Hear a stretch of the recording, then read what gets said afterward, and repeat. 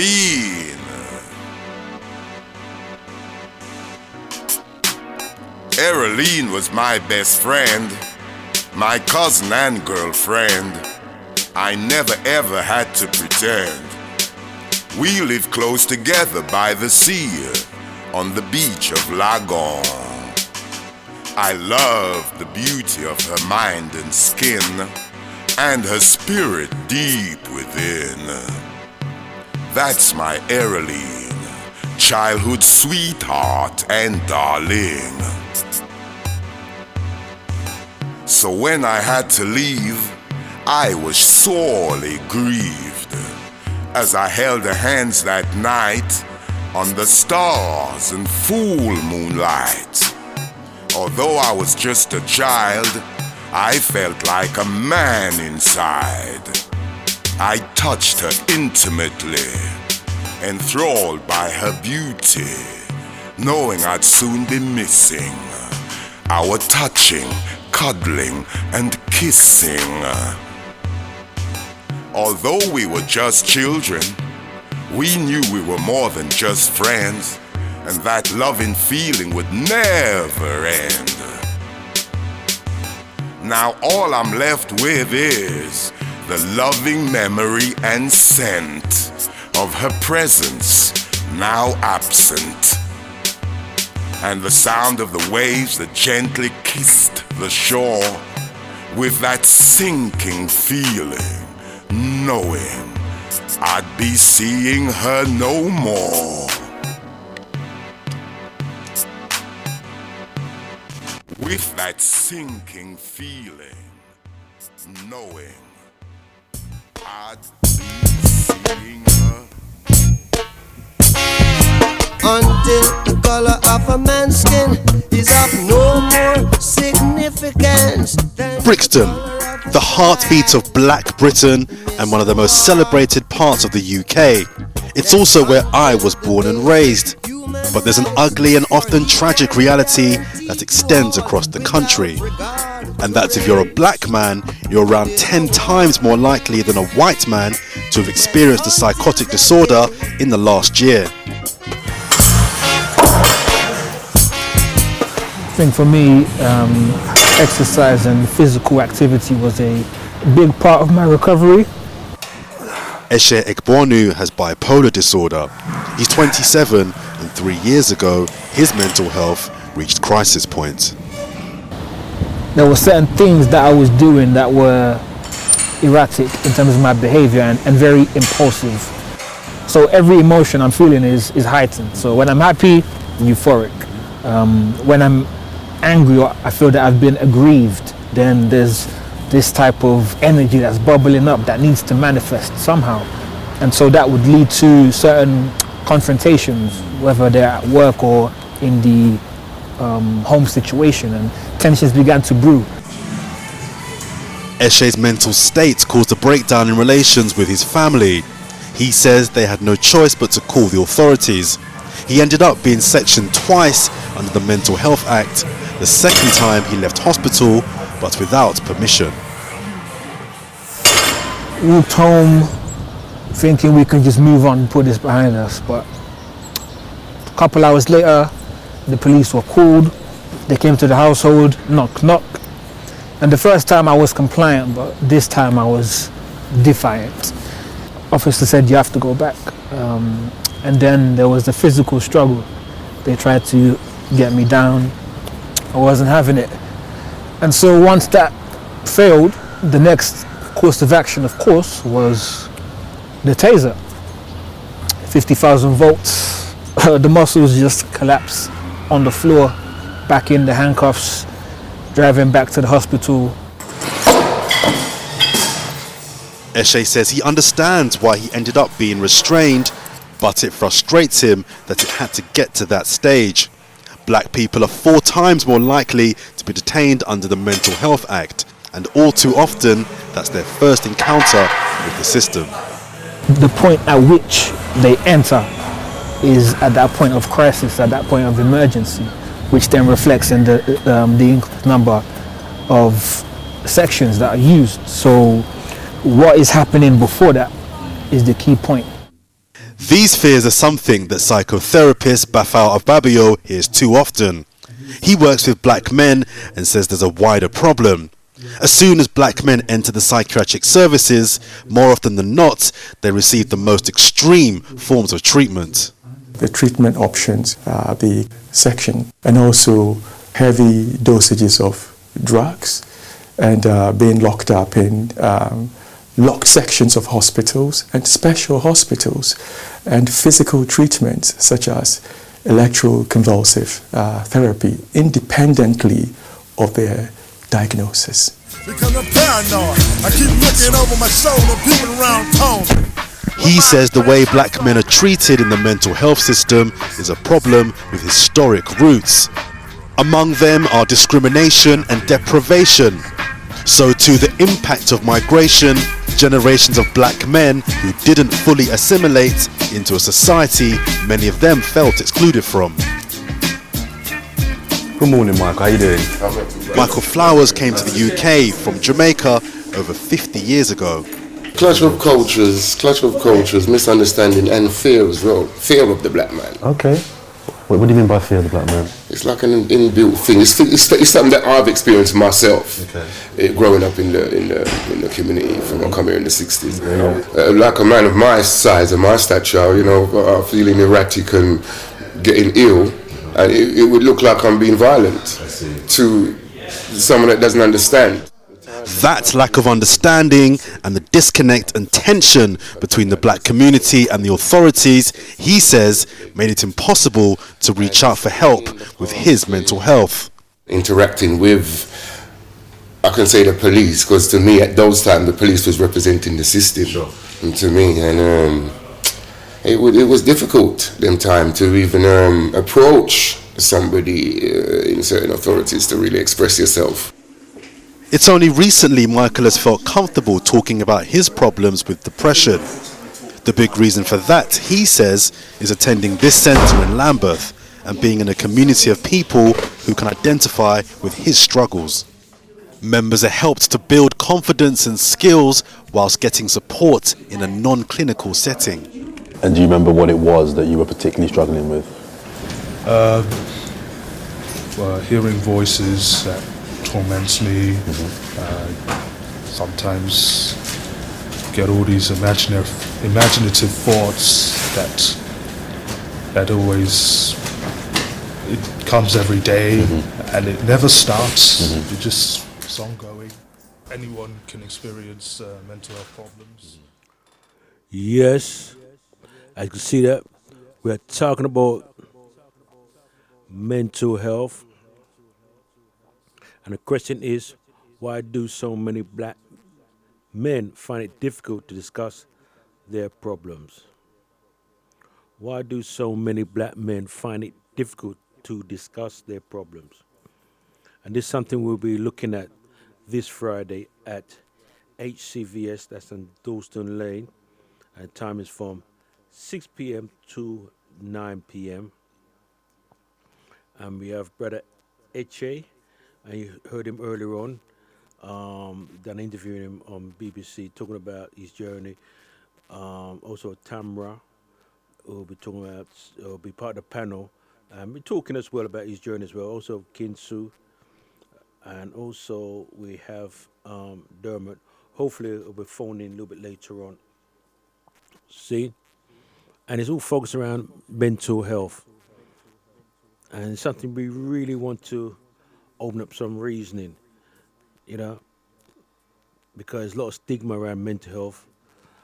And there's a lot of stigma around mental health, right? Also, we need to understand that, there's mental health, there's spiritual health, there's physical health, so the challenge is that when, you wouldn't be human if you never cry, laugh, sad, But the challenge that we're in that state of sadness for weeks, months, up to a year, then there is a challenge there. So anyway, we want to break the old stigma and have a conversation. I'm a bit upset because I opened up this drink here, supposed to be a malt, and it tastes like vinegar. It is vinegar, in fact. So I'm a bit upset. So I can't wait to go to the shop and see what they have to say. You know, I can't believe it. You know. So we'll be touching on the whole thing of mental health. Also, talking about parenting, power of look at the whole thing about the gun and knife situation.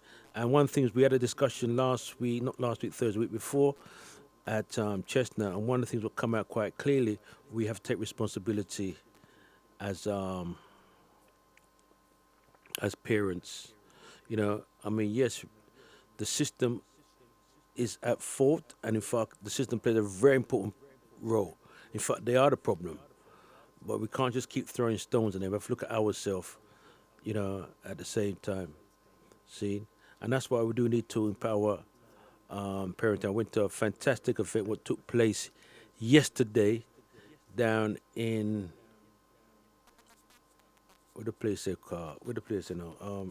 in Croydon. A brilliant event, you know, hosted by Sister Joan and Chalice, done a presentation. It really was a nice event. Really learned a lot about everything about county line, everything about grooming. They really went into depth, take you step by step by step, you know. Then get the parents to ask questions, what do you do in that situation, you know? And where do you go to and so forth. But it really was a fantastic event, you know. And they will be joining us regular from every single week, be talking about mental health and talking about empowering parents, and also touch on the other thing about the gun and knife crime and grooming, county line, and there's other things, you know, we like them to bring to the table to educate us. See? Okay.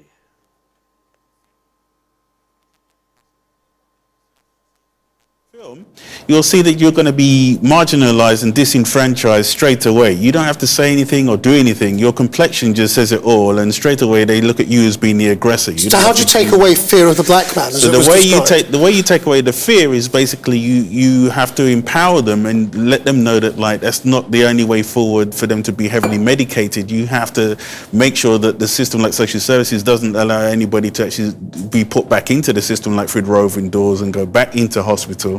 They have to stay with their extended families, not go into foster care from when they're young and things like that, or get involved in any sort of gangs or anything like that. Are there any examples of what works? How you make the system more sensitive?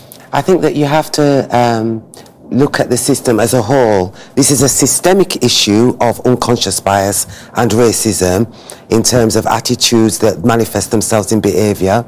And then you have to make sure that each of these different arenas that are making decisions about what would best respond to black people in mental health crisis, that black people are actually involved in that process. So there are good examples of that kind of work taking place, having a systematic response to a systemic issue. In Lambeth, we are working both in terms of Black Thrive, working with system leaders from the police, from health, from education, from the leaders of the council, working with community leaders, community members, carers, service users, and people who are interested in this agenda, working in an equitable way to address and look at what are the solutions that are around prevention, what are the solutions that improve access, what are the solutions that improve the patient experience. So there are ways that we are doing that, and we're doing that working in collaboration, co-production and partnership. It can be done. I mean, we heard in the film that gentleman saying, you know, black people don't go for mental health help early because their attitude is if you go into the system, you die. I mean, how do you change that perception? How do you get people seeking help? Well, this is one of the most hardest things to do once again, because they have lack of confidence in the police and in the system, because if you already have a stigma attached to you and a label, the only way you can combat that is to literally is to try and unite and say, well, if you have your own journeys and you try to get people into some kind of centre or whatever, if there is one. Unfortunately, there's lack of these centres. With the cuts and then what the things the government is doing, they have a very hard place to actually go to and actually do stuff about getting the support. But are you saying black people don't go to their GP and say, I'm feeling terrible? Even if they go even to if their they do go to their GP, yeah, even if they do go to their GP, I am saying exactly that, because the GP doesn't even really understand the prognosis. They're very quick to sort of just give you just some medication, but they don't really understand the demographics, because they don't suffer through mental health themselves too much, really. So I think it's a different experience. The experience of African and Caribbean people within this country, as demonstrated by the Race Disparity Unit, is data ethnicity figures, is that when you look right across the public sector, employment, housing, education, health, criminal justice system, our experience is one of being discriminated against that manifests in detention or exclusions.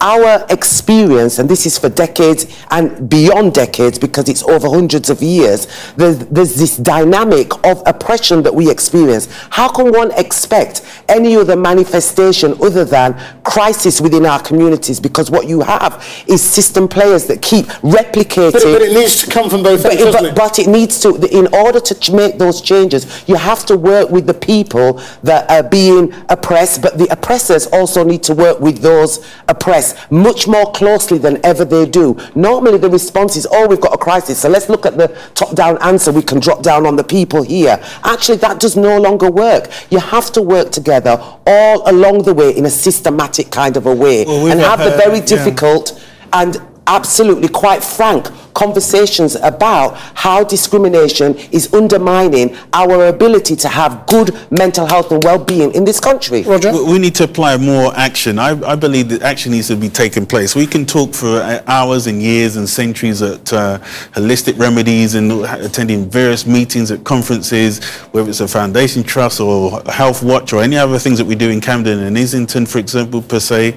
But we need to really apply action. We need to actually unite together as a family, as a unit within the community. But the thing that's broken is the trust between the services that you're actually trying to get the help from. So it's got to come from the top down, from managers, the directors, and they know who they are, they know what they need to do, but you try and get help from them. Like, for example, in the Nubian Users Forum, that's one thing we have lack of. We don't have lack of funding, for one, to actually do the things of resources that we want to do to deliver the service that we need for our service users. I'm sorry, we've got to leave it there, but thank you both very much indeed, Roger Smith and Jackie Dyer. If you have any concerns about the issues raised in our film and that discussion, there's a website you can access for more details. That's channel4.com/support.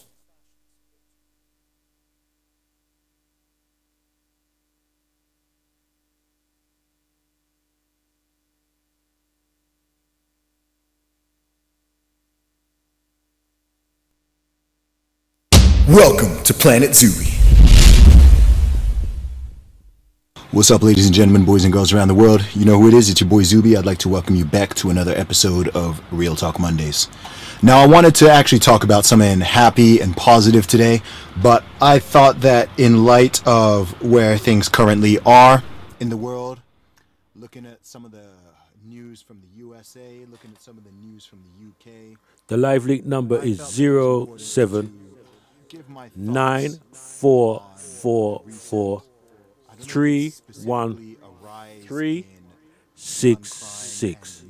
If you want to phone in, feel free to. I think in the UK and London for sure, there's definitely been a rise in knife crime and perhaps across the entire country. In the US, I don't think there's necessarily been a rise in gun crime, but it's certainly a topic that is being spoken about right now. All the stabbings going on in London, lots of young people just out there wilding, you know, people killing themselves, people killing each other, people just acting crazy, acting evil, and what can be done about it. Now, first of all, I want to say that I think it's good that people are having this debate and that people are having this discussion. But the reason why I wanted to give my 2 cents on it is because I often feel like people are not necessarily having the right debate. When I say that, I'm talking about the general public. I'm talking about politicians and people in positions of power to actually enact changes. What's the best way to put it? I think that people are looking at the symptoms and trying to tackle the symptoms rather than looking at the root cause.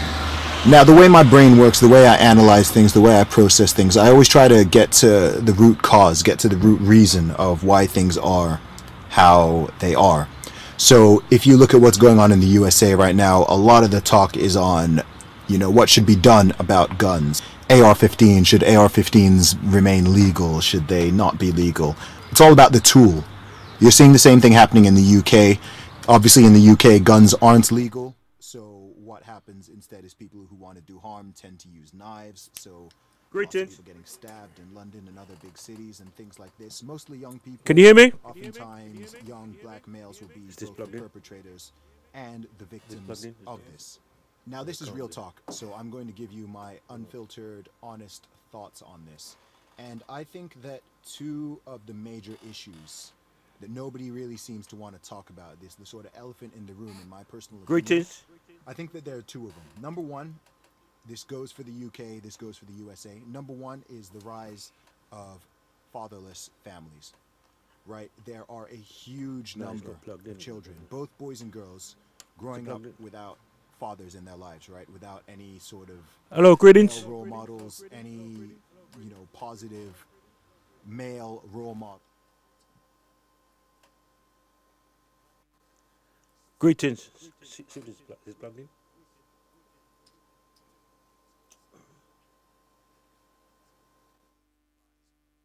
Empowerment and all that. Some people sort of like this idea that, you don't need a man to raise a child, or you don't need a man, a woman needs a man like a fish needs a bicycle, and all that other sort of stupid rhetoric. But that's not true, man. I'm not going to go as far as saying only men can raise men. That's not the case. However, you can look at the statistics are pretty clear, man. The statistics are pretty clear. If a kid grows up without a father figure in their life, the probability of certain issues does massively go up, and that includes criminal behavior. Based on the data and personal observation, it seems that guys are much more susceptible to this than women are. And I think that makes sense for a lot of reasons. First of all, obviously, if a mother is raising a daughter, then she's sort of already got the blueprint and the template on how to do that. However, if a woman by herself is trying to raise a son, it's going to be difficult, right? There's just going to be certain experiences and certain things about being a male that a woman is going to struggle to teach a man. Now, that's not to say that it's not possible. It's super important to have that father figure there, right? Like, to have a father. It's not a game. Men and boys, we have this hormone called testosterone, right?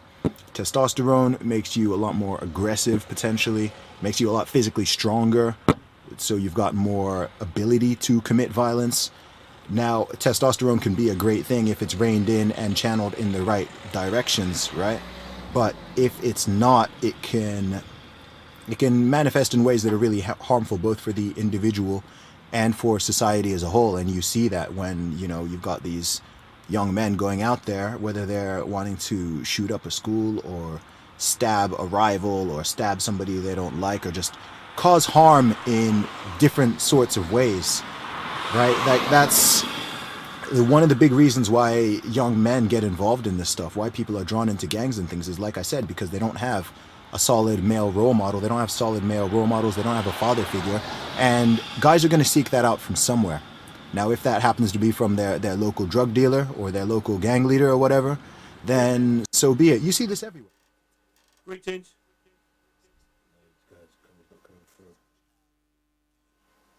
It's not plugged in. For some reason it's not plugged in.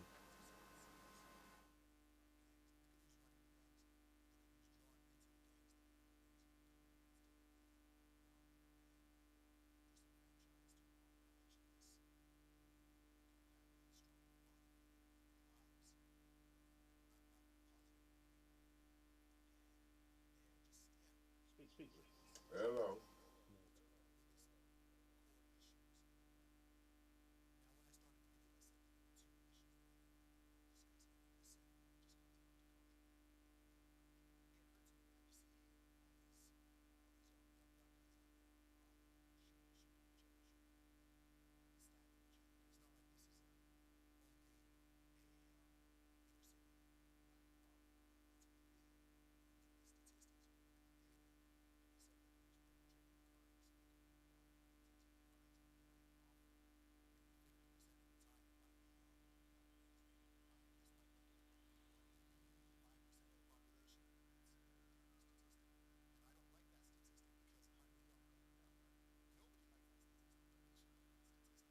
But being someone who actually fits into that demographic technically, I'm like, damn, man, like, this is not good. It upsets me, man. It upsets me. And I think, yeah, a big problem is culture, man. There's this certain type of culture that you often see amongst young black males where the wrong things are praised and the right things are demonized. When I say the right things, I'm talking about academia. I'm talking about reading. I'm talking about educating yourself. I'm talking about doing well, getting a good job, looking after self, looking after family, raising children, you know, just being a good person. You know what I mean? Like, a lot of those things are treated as bad, or, you know, maybe a young black guy wants to go get himself an education and do well, and people close to him are accusing him of acting white or some other stupid crap like that. And it's terrible, man. That culture's got to change, man. People can't just keep trying to point the finger at other things and talking about institutional racism or the system's out to get me or this and that. I mean, you got to take some damn responsibility, man. This is an individual thing, but it's also a wider cultural phenomenon, shall I say. Now,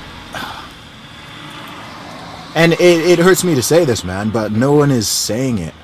I just feel like nobody is saying it. So once again, I feel like I just need to be the flipping voice of reason and come out here and not try to be politically correct. Just try to speak the truth and be honest about what I think about some of these situations. And yeah, I mean, both those things are linked though, man. The fatherless homes, and then just that negative, whatever you want to call it. Some people would call it a thug culture or a ghetto culture or redneck culture. Whatever you want, whatever name you want to give it. Having 10 children from 10 different women, or just having kids and just bouncing and not looking after them. Whether it's the idea that it's kind of cool to sell drugs, or it's cool to be violent, or it's cool to go to prison. All that crap needs to change, guys. That needs to change. Like, we need to kill that. We need to kill that, man. People need to stop worshiping drug dealers and worshiping guys who are in prison and worshiping flipping gangsters and murderers, man. Like, it's not cool, you know. I mean, I can understand the appeal, like when it comes to movies, when it comes to music, right? I'm not saying I don't listen to gangster rap, or I don't watch gangster films or whatever, but for me, it's pure entertainment. However, if it's possible that movies and media and music can influence people in positive ways or neutral ways, which they obviously can, if we look within, it's kind of silly to assume that that stuff can't have any negative influence on certain people, especially, like I said, people who are not already well guided and well adjusted in society, right? It's not going to help. It's not going to help. Oh man, it annoys me. I could talk about this topic for a very, very long time, but maybe I will save that for the podcast once I get that up and started, which I'm going to be looking to do in the next couple of weeks. I've had a couple people reach out to me who want to help me with it, so I am looking forward to getting that rolling so I can do some longer form content, talking about some of these issues, talking about music, talking about current affairs, just giving my views on various topics. Anyway, guys, I hope that maybe you've learned something from this video. Let me know what you think. I know I haven't covered the whole thing. There's a lot of reasons for these problems, but I just feel like those two are really core ones that not a lot of people are speaking about. Fatherless homes and the whole sort of ghetto culture that makes promoting violence and other misbehavior, your current balance is, shall we say, makes it sound cool when it's really not cool. Mobile phone. Anyway, guys, my name is Zuby. If you enjoyed the video, please give it a like, subscribe, share it, all that good stuff. I will be back with future episodes of Real Talk, and I will see you guys in the next video. Have a good one. Peace. Come get some, you little bump, you ain't number one. Ladies say they love my sound, underground, I need a crown. Every time I come around, lyrically I'm going down. I raise the bar like I'm working on a bench press. Yes. I raise the bar. Home phone and EETV queries. You know, we get told time and again, look, it's all very well you middle-class white people telling us what the problem is, right? You're not middle class and you're not white. What is the problem and how do we deal with this? Well, as I've said many times before, the social indicators, I don't say causes because obviously there's still an element of personal responsibility. The social indicators for violent crime among young working class street gangs have remained consistent for 200 years. Relative poverty, masculinity, exposure to domestic violence, lack of education. So the solutions are fairly obvious in many ways. Glasgow, which was once dubbed the most violent city in Europe, still has a higher murder rate than London. But when we look at serious youth violence, which is my preferred term, if journalists want to be taken more seriously, they should use the term serious youth violence, because knife crime has become a sort of racial buzzword at the moment.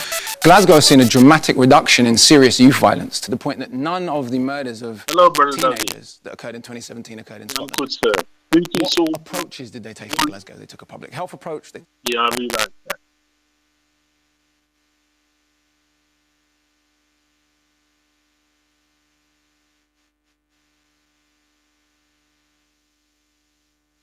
Yeah, I didn't hear the, hold on.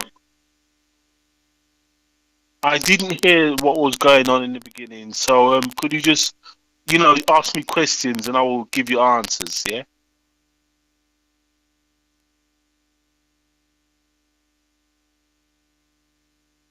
Mental health, and you use it. I know you do writing as a tool. 'Cause I know you work with other groups in terms of writers, the therapy. That's the right word I'm looking for, right? Yeah. Right. But give us a little background about your situation and the kind of work you do, yeah? And also we have Tamera inside the house as well. I work with people with Alzheimer's illness, and I also work with people with mental health. Now, the groups are uplifting groups. It's not about mental health. I keep on getting feedback, Dougie. Yeah. It's the Go on. Continue, because there is. All right. Yeah. So go on. I work with people with mental health, and I it's uplifting. Yeah. A lot. I don't talk about mental health at all. Actually, it's about upliftment, the upliftment of the soul. Now, my work contains things like a good feeling, gives them a good feeling, makes them understand that, listen, you can look beyond mental health and live. You understand what I'm saying? See. Yeah. All right then. So, I know you got a couple books out. Well, I think you got 2 or 3 books out, right? Yeah. Right.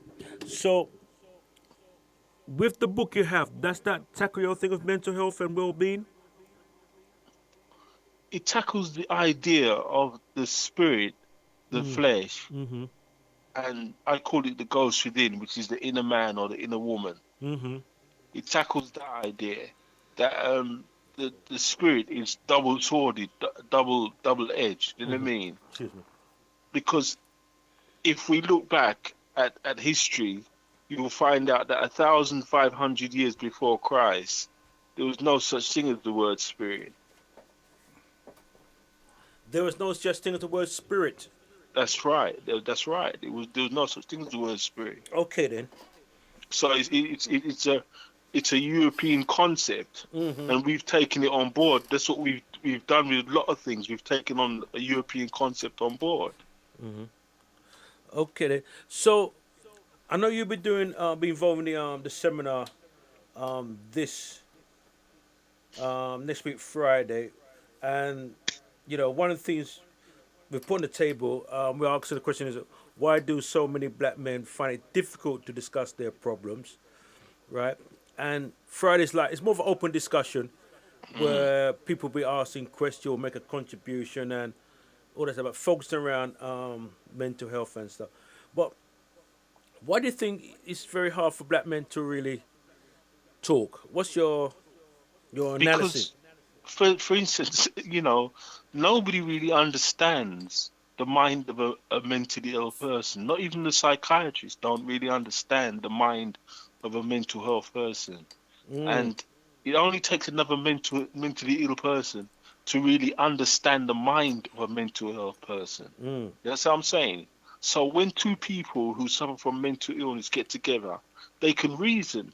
It's like two Rastas getting together and they can reason about the equality of Rasta. You see what I'm saying? It's like two Christians, when they get together, they can reason about their Christ. And when two footballers get together, they can reason about their tactics. So it's just like that. Two people who understand.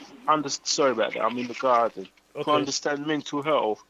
They can talk, but other than that, they're not understood by the world.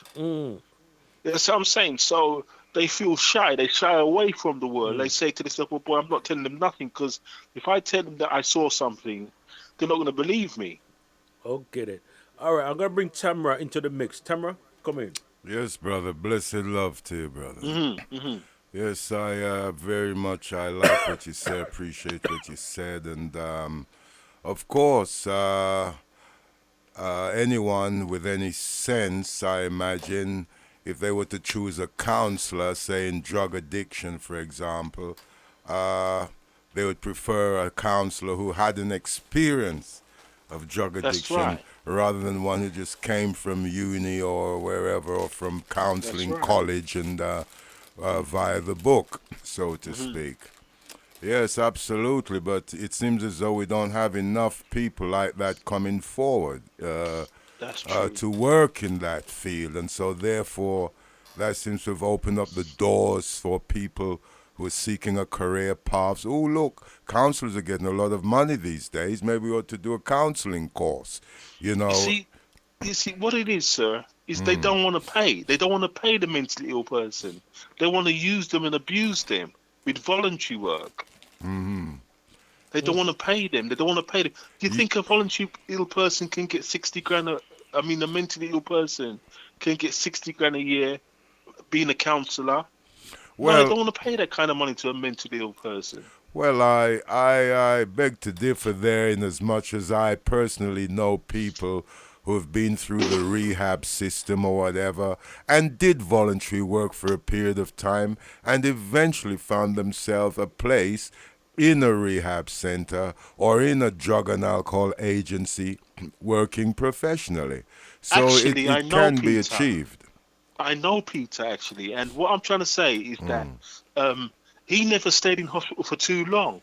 He just kind of skirmished the area. Yes, I'm saying, and then he's very knowledgeable about mental health. He is very knowledgeable, but I'm saying that it's not like he went through it for 10, 20 years and 30 years and understood the ins and outs of being mentally ill. Yes. That's what I'm saying. Yes, and you said something about the feel-good factor, but to raise self-esteem, to raise one's hopes, to raise one's view on life rather than a negative one into a positive one, and so on. In order to do so, don't you have to go a bit deep? Don't you have to face your actual problem? The things that got you to a depressed state or to a violent place or to a dishonest place in the first place. I mean, surely you have to deal with these issues in order to, you can't sort of just bypass them and bigging up one another and the issues are still underneath. Hear how they're dealing with it. They're writing poems about things that they never experienced. They're writing things that they never thought about. They write about the environment. They write about all these things, politics. They write about everything that is around them, everything that they see, and they realize that listen, we look beyond mental health. We're not just mentally ill. We're smart. See, I've been mentally ill now for the best part of 40 years, and you know something, when I was at school, I couldn't read, but now I've written 4 books. Yes. You see what I'm saying? So, if I'd have followed my mindset, I would still be on the street talking rubbish and stuff like that. You see what I'm saying? Yes, I do understand. I agree with you that writing is very therapeutic in with mental illness. And even with mental good health, because it maintains good health mentally. You know, so, and I remember, writing one's life story, even one can begin with that, or like you said, on any topic whatsoever, because it brings out certain parts of yourself which you never really realized, which is of your higher self, which is, and you say, Mike, did I really say it? Did I really, say these things? Yes, it's a way of looking at yourself. When you see things on paper, it solidifies, it makes things real, so once it's on paper, then it can be put into action, so to speak, And the thing about this group, right? They start at 12 o'clock and they finish at 1:30. It takes me half an hour to explain the course to them, and they actually writing for about 35 minutes. So every 35 minutes they produce a poem. Oh, okay. Ain't that then. great? Isn't that great? That's great. That's wonderful. That's fantastic. Beautiful stuff. So, and that's what you do every week? Every Thursday, yeah. Every Thursday. Okay then. And in Hackney, I teach people with Alzheimer's illness. Do you have young people with Alzheimer's? No. It's elderly. It's elderly. Right. They're 50 and over, 60 and over. Okay. Right. But it's all young people with mental illness. Yes. Okay then. And what do you do with them? Same principle of writing as well? Yeah, we write. Yeah. They talk about their youth. They talk about the blizzard and what happened before the war, what happened after the war. Okay. You know what I mean? And their best friends and stuff like that. You just get them thinking.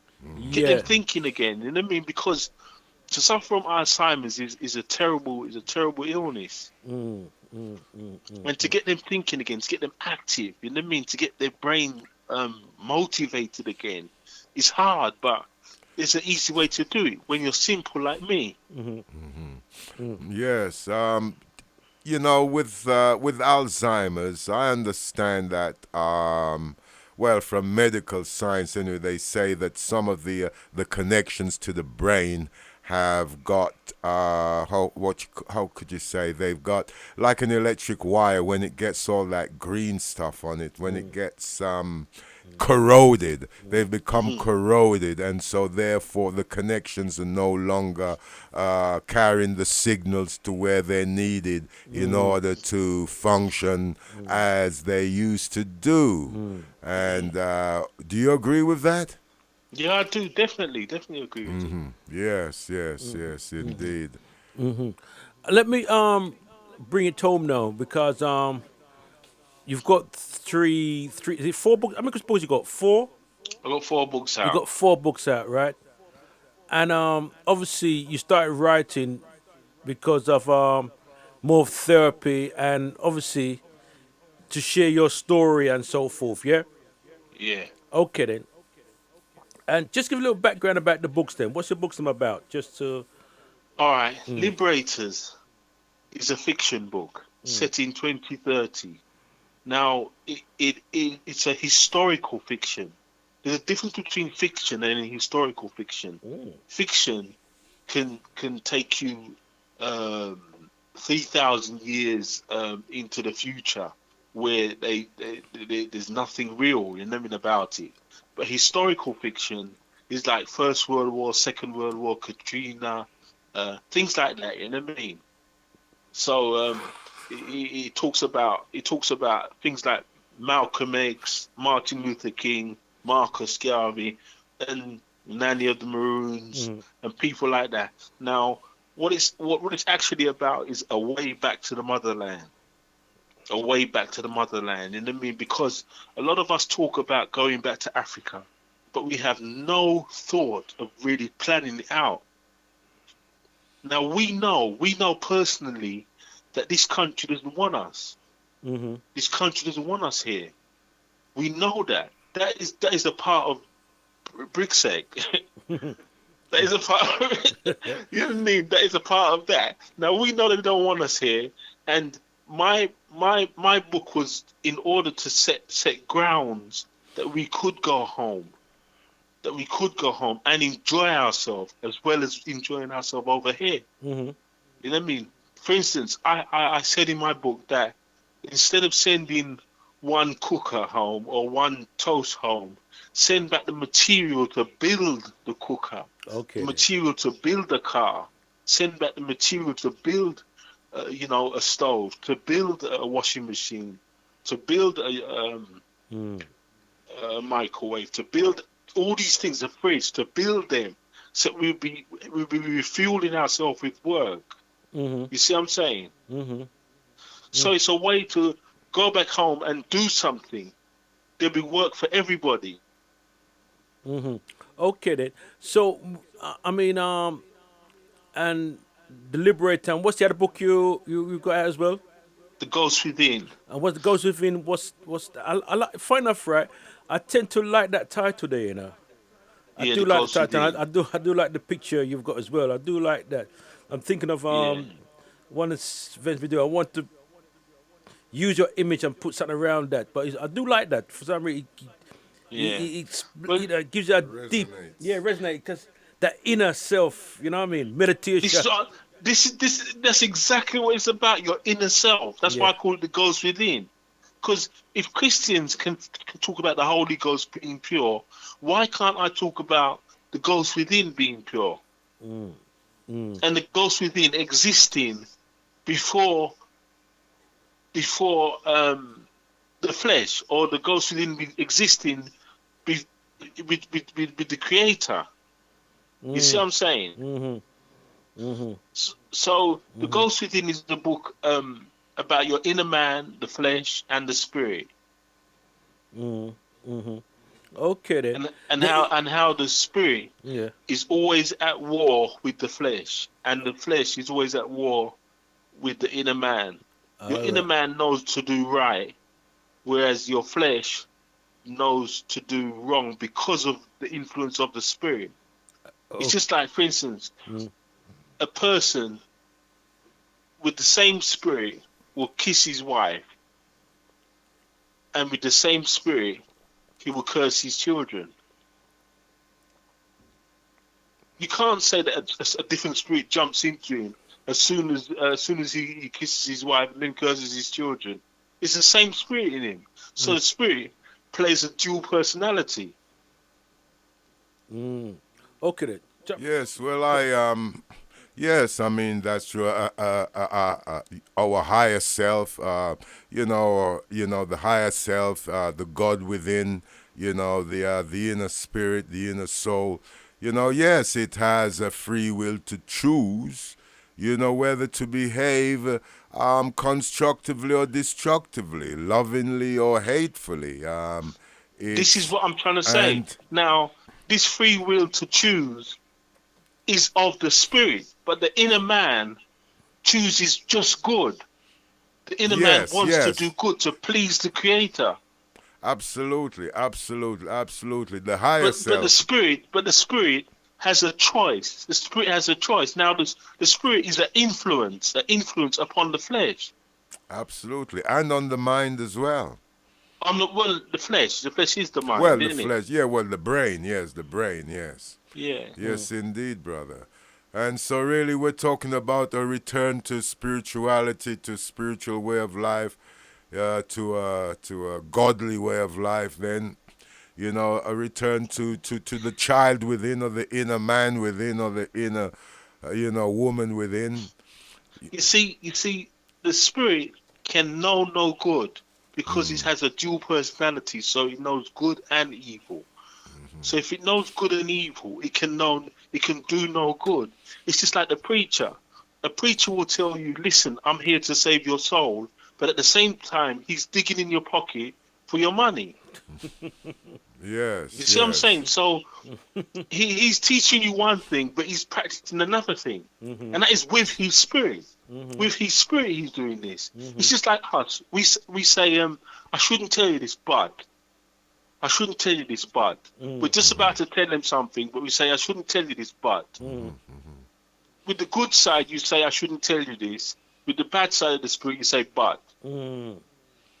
Yes, so it's So really, what we're doing here is trying to, a journey of embracing our higher self and letting go of the lower self, basically. You're definitely right. I was gonna say you're damn right. Yes, You're brother. definitely right. You're Yes, definitely brother. I'm right, with sir. you 100% on that. In other words, all the bad habits we have, stop practicing them and practice, the good habits we have.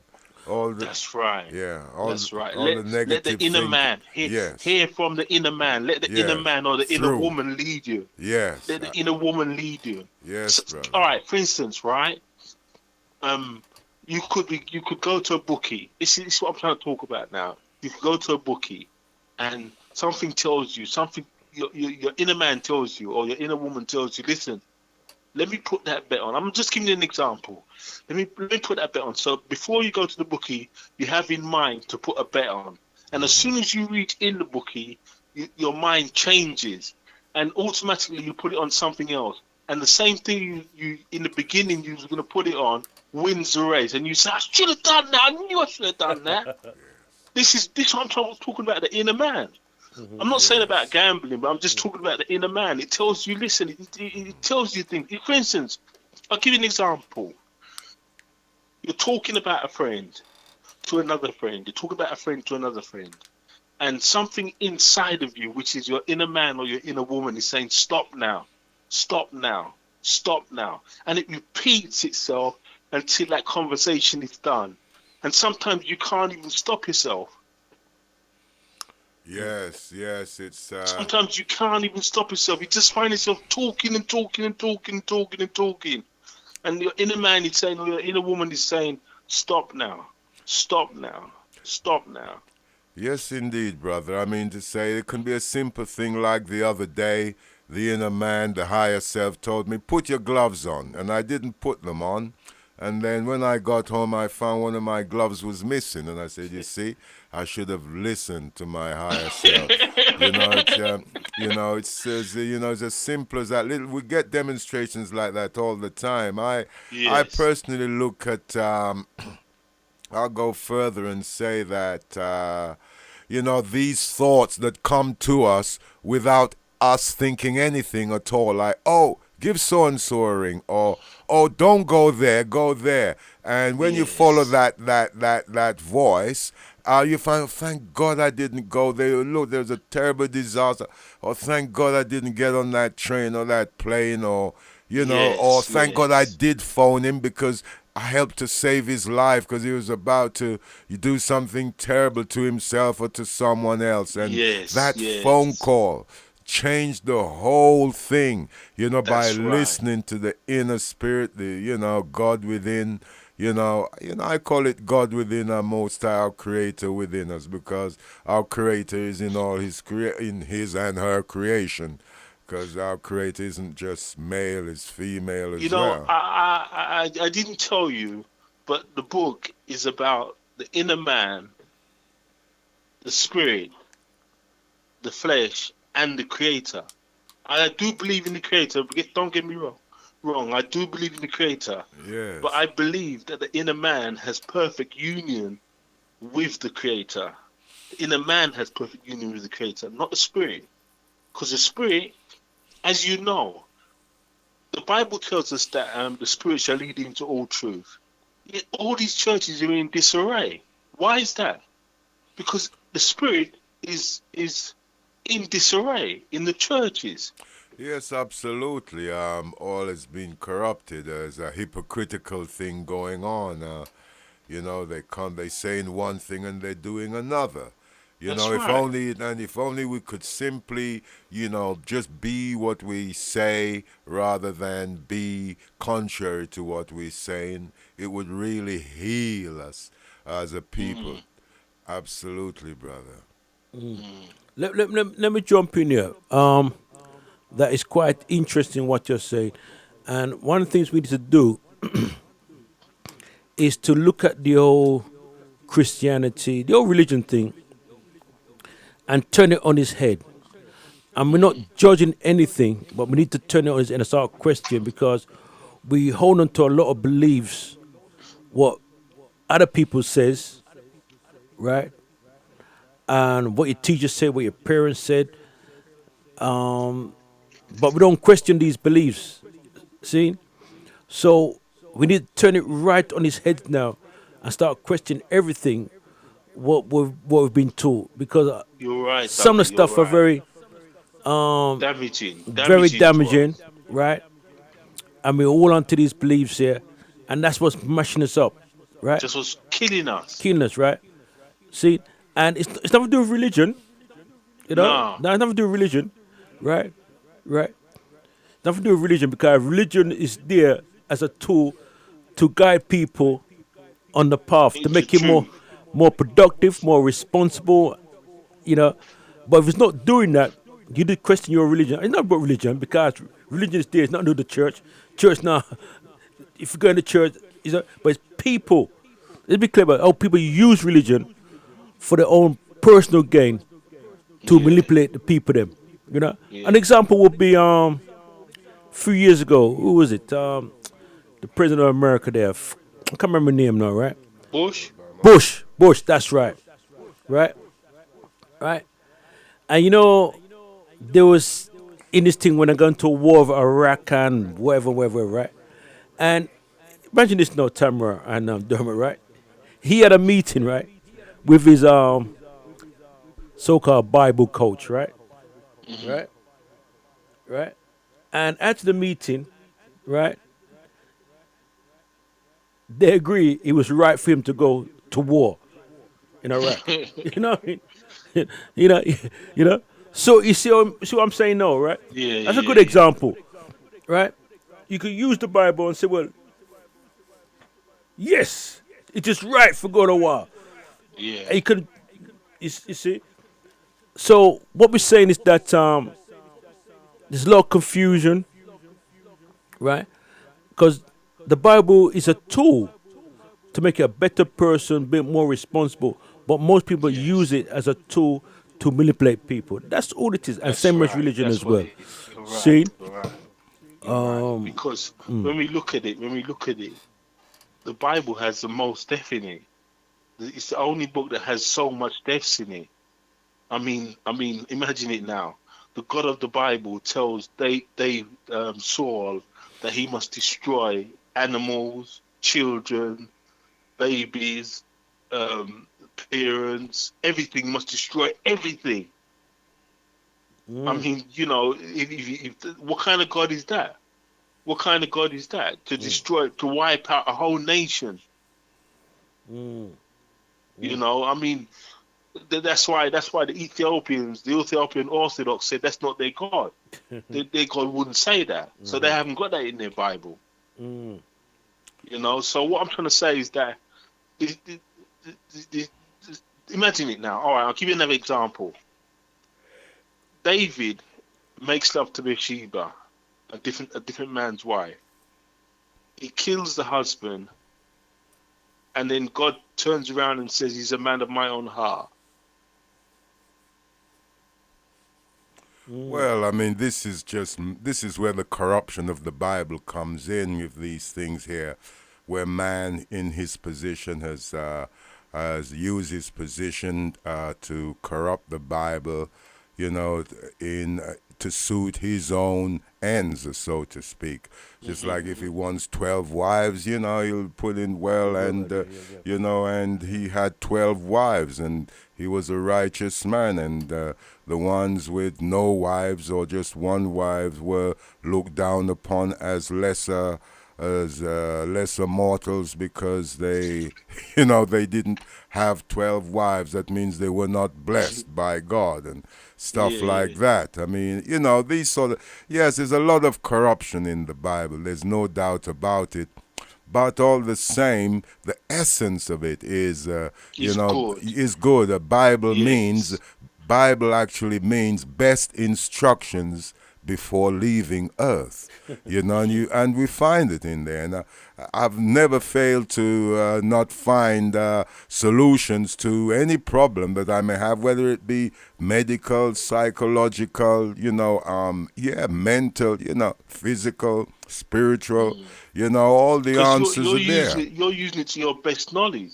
Yes, But when you some seek people truth, yes. use it to their advantage, to manipulate people. Yes, yes. Some people use it to manipulate people. You know what I mean? That's right. And now, you see, all these big preachers know what's going down. They know what's going down. When I say know what's going down, they know how to emotionally stir the people up. That's true.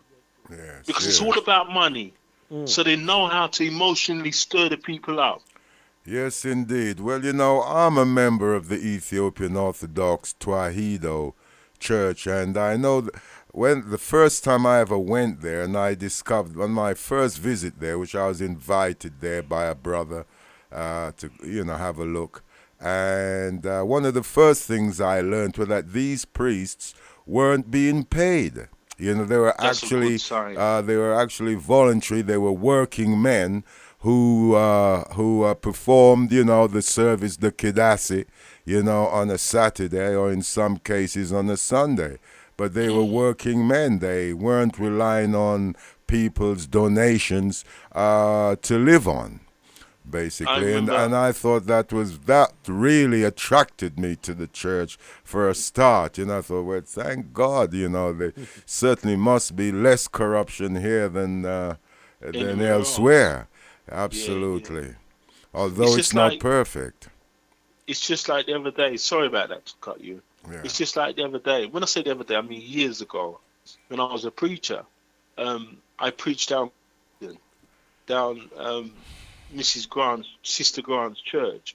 And what happened was, after preaching, she rounded up some money and was going to give it to me. I said, no, I work, you know what I mean? Because I worked for my money at that time. So I said to myself, no, I don't want no money from you guys, you know? So what I'm trying to say is that to have a good attitude in church is the best thing to do. If you see, church is supposed to set you free from the world.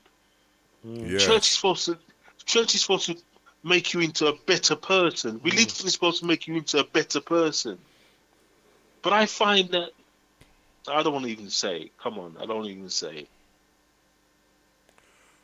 Well, I mean, the truth is that there are a lot of people who go to church who don't go to church, you know, to become better people. They simply go to church for their own selfish reasons, whether it be to look good, you know, to sound good, to put on this image in front of people while they carry on with their nonsense, even within the church as well as outside the church, from my experience. Definitely. So, all right, then, I'm just conscious of time because I know we have a couple people going to phone in, and you know I want to wrap up by about 9. But what do you think is the solution or the way forward in terms of looking at everything about mental health and well-being? All right. For instance, now,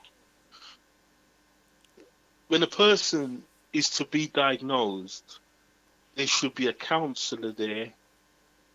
There should be somebody who's religious there. There should be a psychiatrist, a probation officer. There should be all these people. There should be a team of people to diagnose this person. You can't just throw a diagnosis on a person in 10 minutes.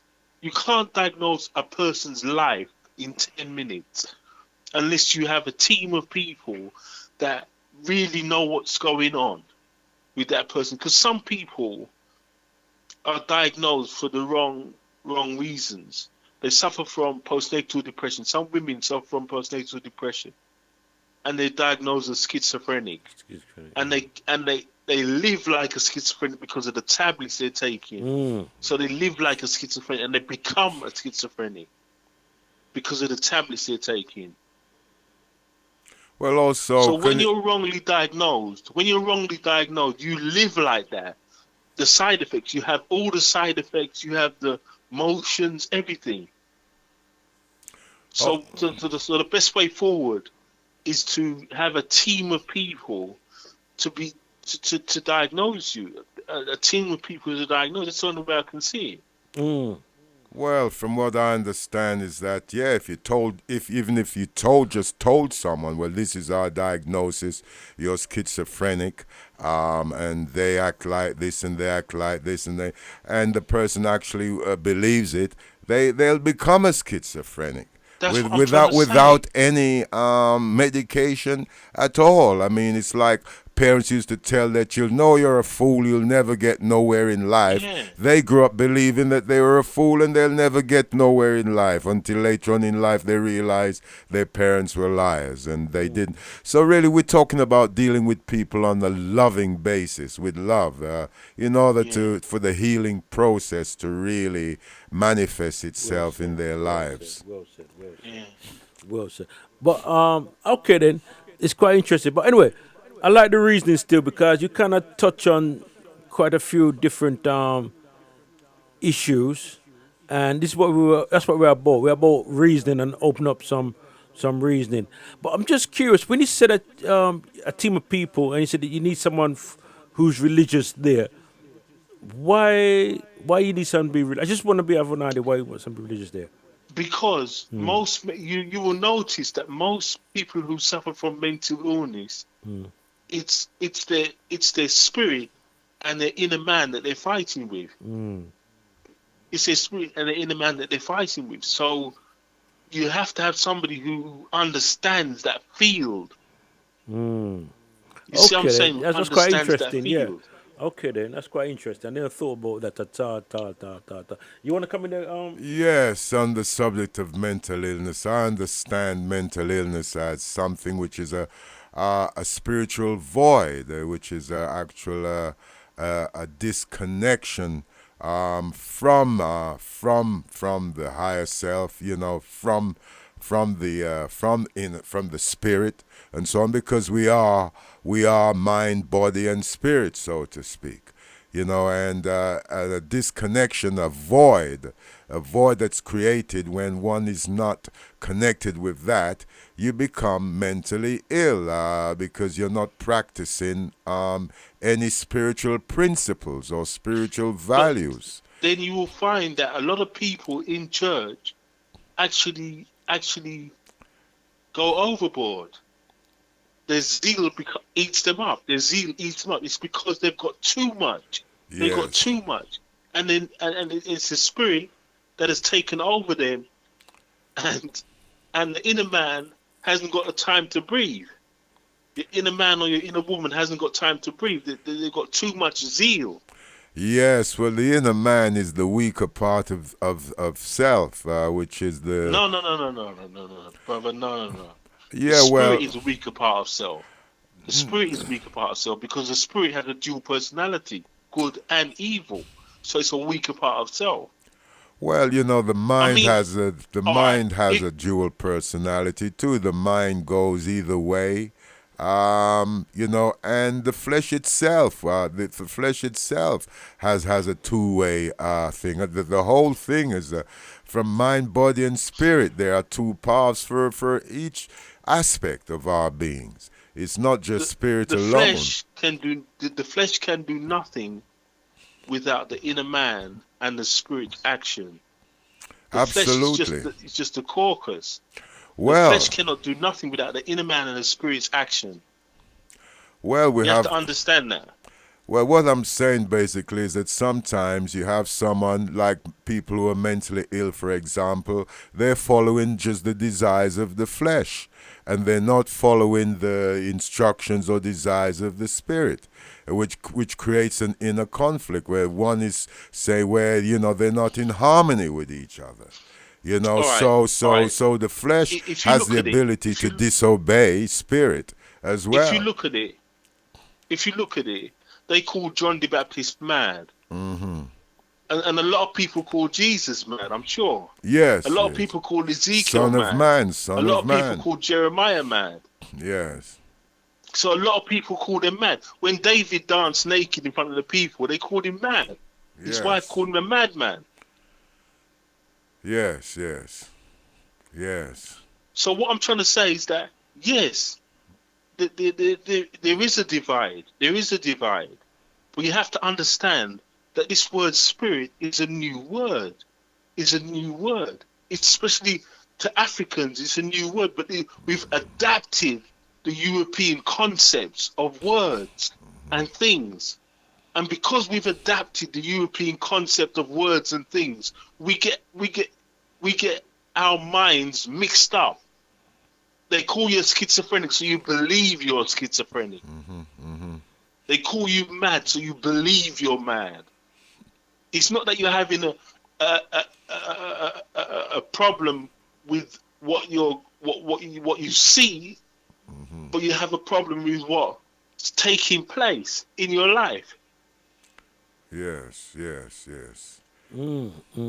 Okay, this is quite a interesting, in-depth reasoning. Still, you know, I like what's been bring to the table. Okay, my brother, give thanks for the reason, because you really bring some things to the table here. See? Yes, sir. Yeah, man. So give thanks, and we'll be speaking during the week still, but yeah, because we're looking forward to seeing you next week, Friday on the 15th. See? Friday, yeah. All right, my brother. Give thanks. Blessed love, brother. Blessing Give love thanks. every Bye, time. sir. Every time. Thank you.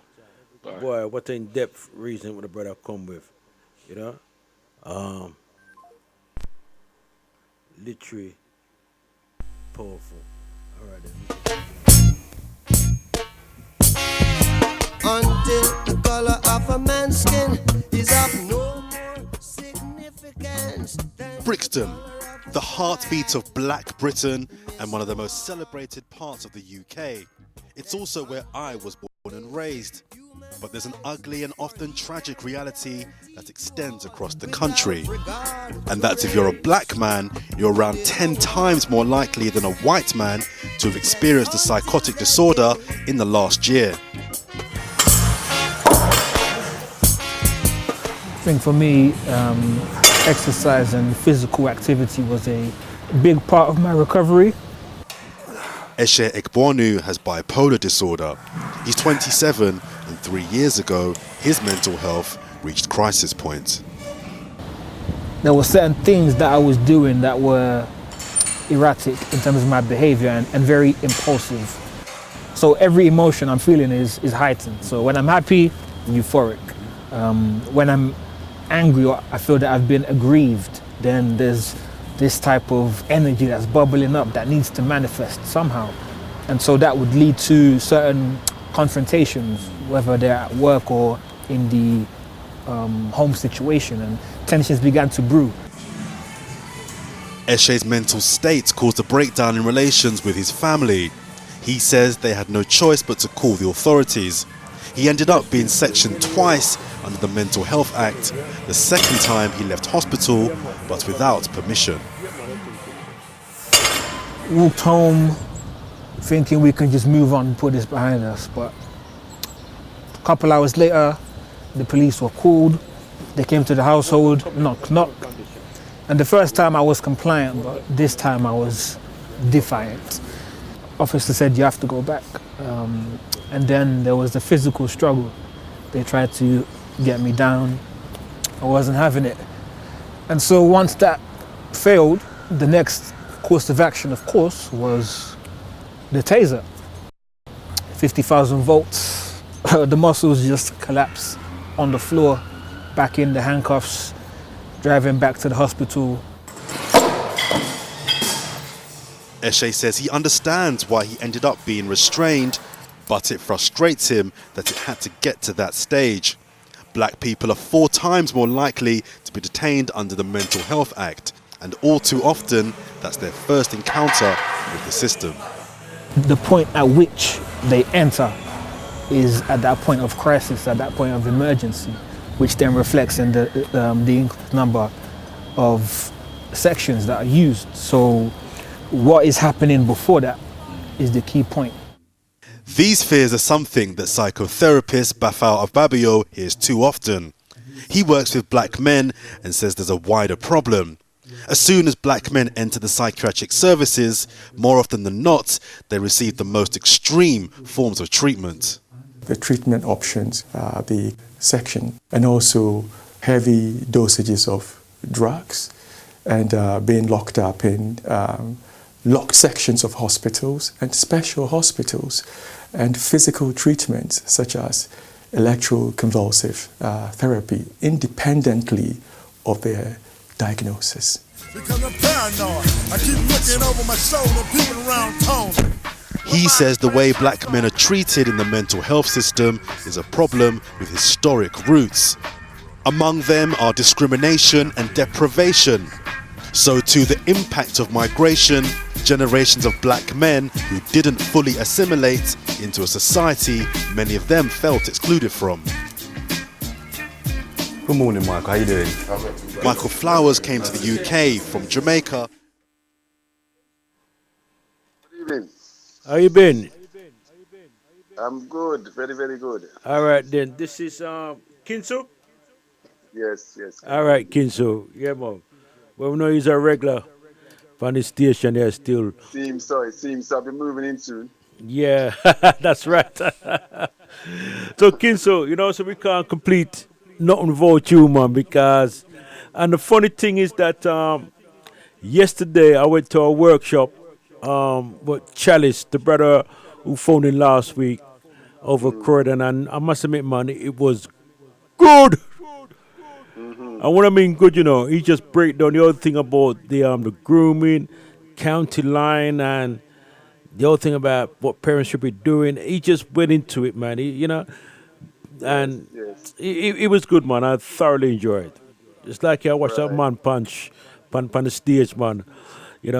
And him and his partner, done a fantastic job, and things. So Where was that? South London. Yeah, South London, over Croydon side there. Right. Over Croydon. I told you to connect me with that brother, isn't it? Oh, all right then, no problem, man. So what me do? For me leave from me, so I make it my duty to give him his number and things. See? Okay. Yeah, and let him know. Say, yeah, I got game a song. Yeah, I'll do that straight away when we finish from Mr. Bars. Yeah, man. Serious brother still. Me like how him do him thing. Good. But one thing I'm finding it kind of ties in neatly because we kind of touched on the thing about trauma, right? And also talk about where the groomer look on someone who's been traumatized, in fact. Look on a boy or a girl, and they just know that, they get through some stuff and they use, the grooming techniques where they buy them little sweet, buy them some chips and whatever, and because they just want to belong to somebody, you know what I mean? And he kind of went to that in some kind of depth yesterday, and one of the things he bring to the table is that, the whole family's been traumatized, you know what I mean, in that home there, and that's where it's no different than someone who's what's the word looking for? Predator. They just know what they're looking for, you know what I mean, and they just go for it, you know what I mean.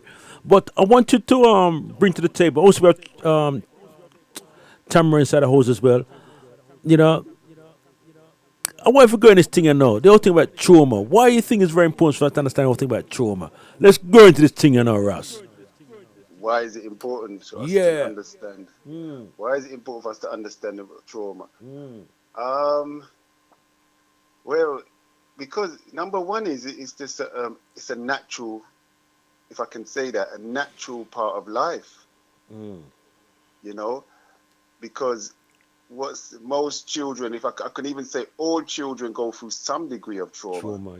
But then it gets harsh. I think it's getting harsher, especially for the black community right now because of their history, their multi-generational trauma or curse, some people refer to it as. I would say, what's her name? Joy DeGruy. Joy DeGruy, the psychiatrist. Yeah. She's written a book called Post-Traumatic Stress Syndrome or Slavery Syndrome, something like that. Yeah. PTSS. And she really goes and explains how this pain, this trauma is traveling through the lineage. Right. So, but what we got to understand is it's a natural part of life insofar as you're born and you go through some tribulations which prepares you, in a sense. It's preparing you for adulthood, So it's like we have to have the pain first, then the pain shrinks us into a cocoon state. We go into hiding. Yeah, and when you go into hiding, then within that state, it's really do we have the ability to break free and break through and confront our pain? Because that's how you move into a mature adulthood. Otherwise, you are an adult child. You see? So if you're an adult child, then that shows that the child has not become an adult properly. It's still an adult child. Yes, brother. I'm with you 100%. From what I'm hearing, that you're talking about our emotional growth being stumped from a very early age. You stop growing from the age of 12 or something like that, and you become a man, but you're still emotionally, you're still stuck at the age of 12 when you always used to get locked out, because you didn't get home before midnight, and you probably had to sleep rough sometimes, like, it's happened to a lot of children, and that sort of trauma, it has long-term effects.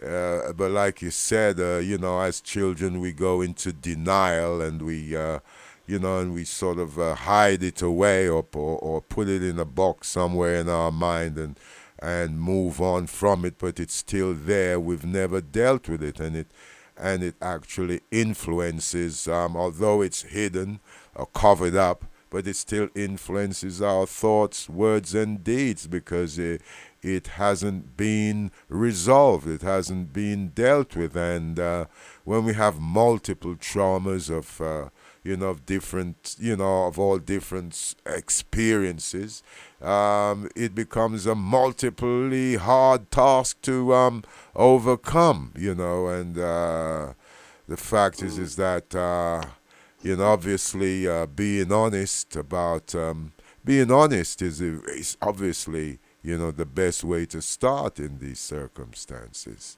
Yeah. But do you think it's got?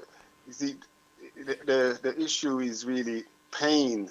I think it's got a lot to do with how we view pain. Because the problem I'm coming across is that we tend to view pain as an emotion to be avoided.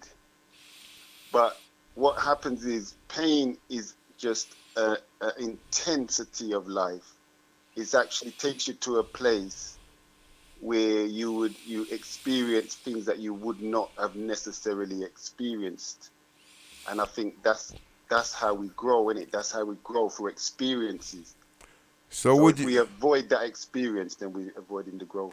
Would you agree with me to say that if something happened to me, say for example, and I felt the pain, it's best that I release that pain by saying, "This hurts. I don't like what you've said or what you've done or maybe what I've done." It may not be someone, it could be me who I could traumatize my own self, I believe. Because I believe some of us do that. We inflict pain on ourselves, like someone who commits self-harm to themselves. We can do that psychologically as well as physically, as well as spiritually, but that action is a response to pain. Yes. The action. So that's the second stage. Yes. You see, you want to look at the first stage. It's because we're not because of non-acceptance. Is why they move into self-harm, and depression is really self-aggression. That's what depression is. When a person goes into depression, it's because they're aggressing themselves for the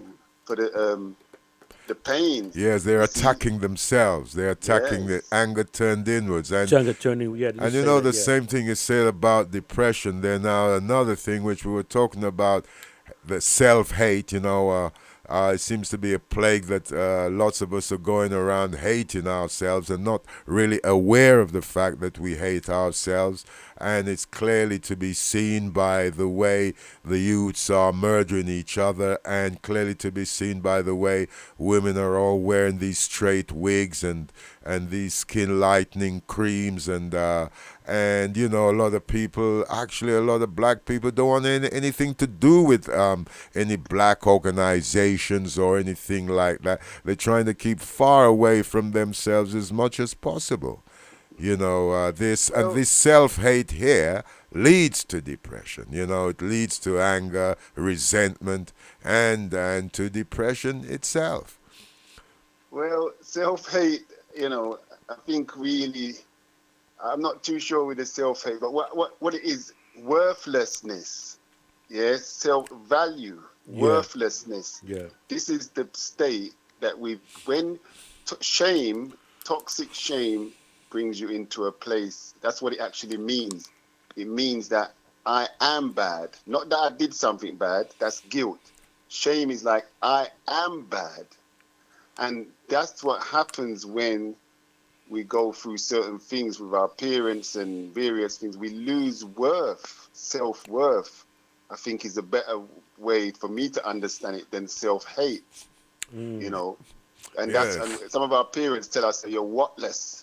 Yes, You know? well, I'm talking about the extreme cases where it can lead low self-esteem and low self-worth can lead to that place where you become hateful. You resent yourself. You know, you hate yourself. You see yourself as absolute rubbish. And well, personally, I've met people like that. You know, that until they actually through therapy and through getting honest and revealing their life story in truth, they realize that they are a good person, that they can achieve things in life, that, you know, as long as they accept life on life's terms, forgive their parents, forgive their attacker or perpetrator, whoever they were, or betray whoever they were, and move on, grow emotionally, break through that emotional pain and barrier, you know, rise above it, you know, and grow, you know. Yes, but definitely I do understand that forgiveness, and I think a lot of people with mental illness lack the ability to forgive, which where, you know, spirituality, you know, the higher self comes into play here, because love and forgiveness is one. You can't have love without having forgiveness, you know. But you know something, it's quite interesting talking about the whole thing about forgiveness. Yeah, because I was watching something on TV yesterday, and it's about finding answers, right? And this lady, I just caught bits of it, right? But she went to the doctor, and she's been going there quite, you know, visiting a doctor, and you know, because some from high blood pressure and you know some health challenges, right? But what the doctor said that he don't need medication, you know. You know, I'm trying to give him medication, right? What is it? What is it you're holding on to? Let it go. Just forgive. Doctor said that, and you know she forgive, let go, and now she's blood pressure's come down, and she's in a good place now, right? So I just want to ride on what Tamera was talking about, and what you talk about as well. That one of the things you said, yeah, you have to be humble, right? And if you're in the wrong, you have to apologize. Especially we're talking about family, really. You know, your youth them or your parents them, and just be humble. You know what I mean? Humble yourself. Because that itself, you've able to let go and forgive, and you're moving in the right direction. You know? So, I just want to bring it into the mix, Kinsu. Yeah, definitely. I mean, the overall thing, you see, with this like simplified. It's life, because we mentioned about Yes. love and these other attributes, but Yes. I don't really see love in that way. I just see life. And what happens is actually from a young age, I would say before adolescence, from about, well, different stage, 3, 4 years old even, I think we start to close off life. We start to restrain the activity of the life force within us. If we allow the life force to flourish within us, there's no more, this conversation ceases immediately. We wouldn't be having this discussion, because if our life forces were emanating as they're supposed to, yeah, and we were feeling, because we would feel an overwhelming joy within us day in, day out. Yeah, some people are experiencing that around now. And once you experience that joy within you, then, you know, yes, it takes you to a place of humility and empathy where it connects you with everybody, you're unified. So your pain would be my pain, yeah, and so forth. So there'll be no how can I put it, transference of pain or worries, because if I'm doing something to somebody, I'll know I'll be doing it to myself. You see, that's the level of connection what we're missing now, and to me, it's like it is the underlying issue with all of the worries on the planet. Just you can refer to it as inclusion. Yeah, inclusion. Like I always talk about the food. You see that the food, if you had a plate of food in front of you right now, you look at the food, and you see the food and you say, that's my food, right? No, listen, follow me. Yeah. That's my food. Yeah. Then you eat it, right? Now, when you eat it, that same food becomes you. Now, it wasn't you. Now it's become a part of you, right? Do you see that? Like the water, the water wasn't you, but then you drink it, it becomes you. It becomes you. So now that shows you can take something outside of you and make it a part of you. Yes, now, indeed. Can you do that with human beings? Yes, you can. Right, because your children, our children, you know, well, most of us know when something happens to your children, it's as good as happening to us. Right? So therefore, we have made the children a part of us, of our sensory body is the point. Our sensory body. So that pain, because I know wherever I am in this world, if I hear something was happening to my children, I'm going to feel it. Like I'm there, like it's happening to me. So we have the ability to include other human beings into our sensory body. So like a dog, if a dog comes into, if we're in a big hall and an individual walks in that hall, the dog will know the nature of that individual within minutes, within seconds, right? Because it's sniff, the nose, as we know about dogs, the sniff. The sniff, yeah. So the dog has the ability to include that individual in its sensory body. The nose is a sense. Why am I using the dog? Because we have those abilities to include just the same way. Grandmother used to say, like, don't bring that child back here, you know. I mean, I know them, but I just feel the energy. I don't like the spirit, right? That's the same thing, because they're feeling the energy of the person that's far away. So that we all have that ability to allow people into our sensory body. What I'm saying is that but we've locked that down. If we release that, that's the life what I'm talking about. If we can release that, and there's ways and methods to do that. If we can release that, there's no more discussion for hate and fight and backbite and all of that, because you're not going to do any of those things to yourself.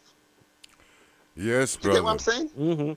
Yes, You brother. see, does that make sense? Because you're included it as part of you. But that's how we were born. We were born that way. I'm not talking, this is no rocket science.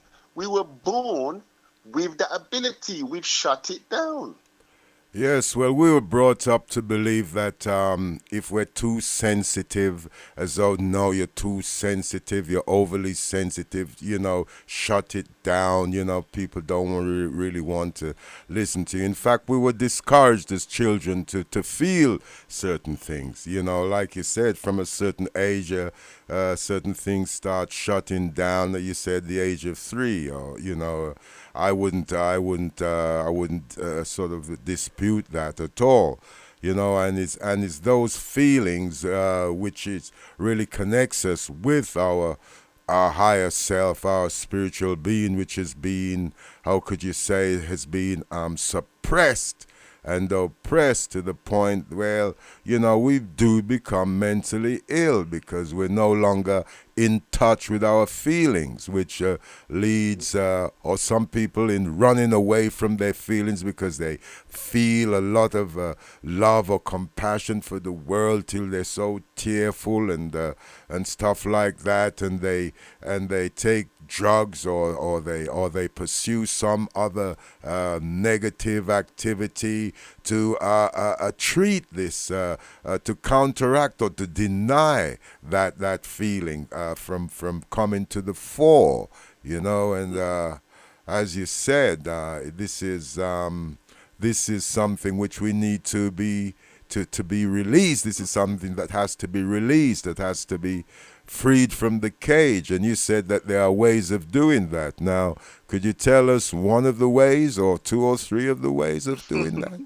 See, I mean, I get you, but you see, first of all, I mean, it's not something we can just do overnight like that. But first of all, what people need to do is understand the problem. Because, you see, when we talk about the problem, people say, well, you don't want to hear that. Tell us about solution.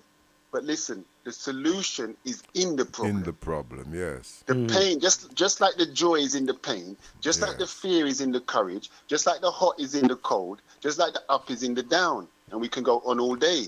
Yeah. The problem is the solution is in the problem. So what we need to do as people, take our time to understand the problem, and you'll be surprised the solution will pop out in your face. Yes, you see, so what I'm getting ready to set up forums, workshops, one-to-one scenarios where we can go through this, because it's a combination. Of course, therapy, we got to get people to a mental balance. If you do not get to mental balance, you're not going too very far. What do I mean by mental balance?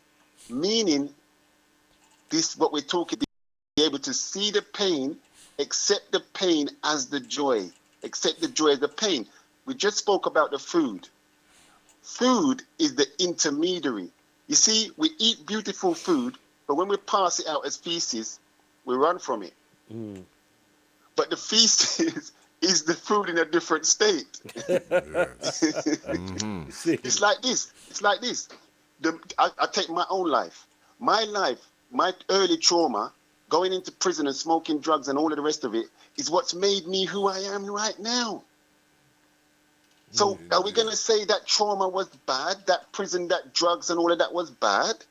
Or are we going to have mental balance and look at it and see the manure is the fertilizer for the flower? You see, this is a place where we've got to get people to in their own journey. So this is what I'm focusing on. And that's a process to get people, because when you're at mental balance, then you can build a house on solid ground. Okay then. No, all right then. You kind of said something, kind of qualify what you're saying in terms of mental balance, because when you talk about your experience and you talk about trauma, is it good or bad, right? I was just trying to work out weekend, but we talk about mental balance now in terms of using it as a flower, as a platform. I understand what we're talking about now, because some people might look at it slightly different. Well, yes, and that's why we need to get them to mental balance, because what happens is when you look at it like a lot of us do, we're splitting the universe in half, and we're living a partial life because of the way we view life. We view life as half of it's bad, half of it's good. Yeah. That's a partial life. Now, if I want to torture someone, wouldn't it be? I'm not going to kill them because that's too easy. What I would do, I would keep them half alive. So when you're looking at the people today, especially the black community, are they not half alive? You see, because they're looking at the world, they've split the world in half. So we got to get them. When you get to mental balance, now you're looking at the world as a whole. You understand the manure is the flower. You understand that the trauma is also the healing. You understand the wound is your window to life. You understand that the cocoon, you see, and I could go on and on. This is stuff that I'm working on bringing out to answer the question, Tamera, because you've asked it before, but it's not a thing that I can just throw out like that over, in a nutshell. It's a program, it's programs and, scenarios where we have to set up workshops where people, because I've had to walk through certain programs and workshops to get to this.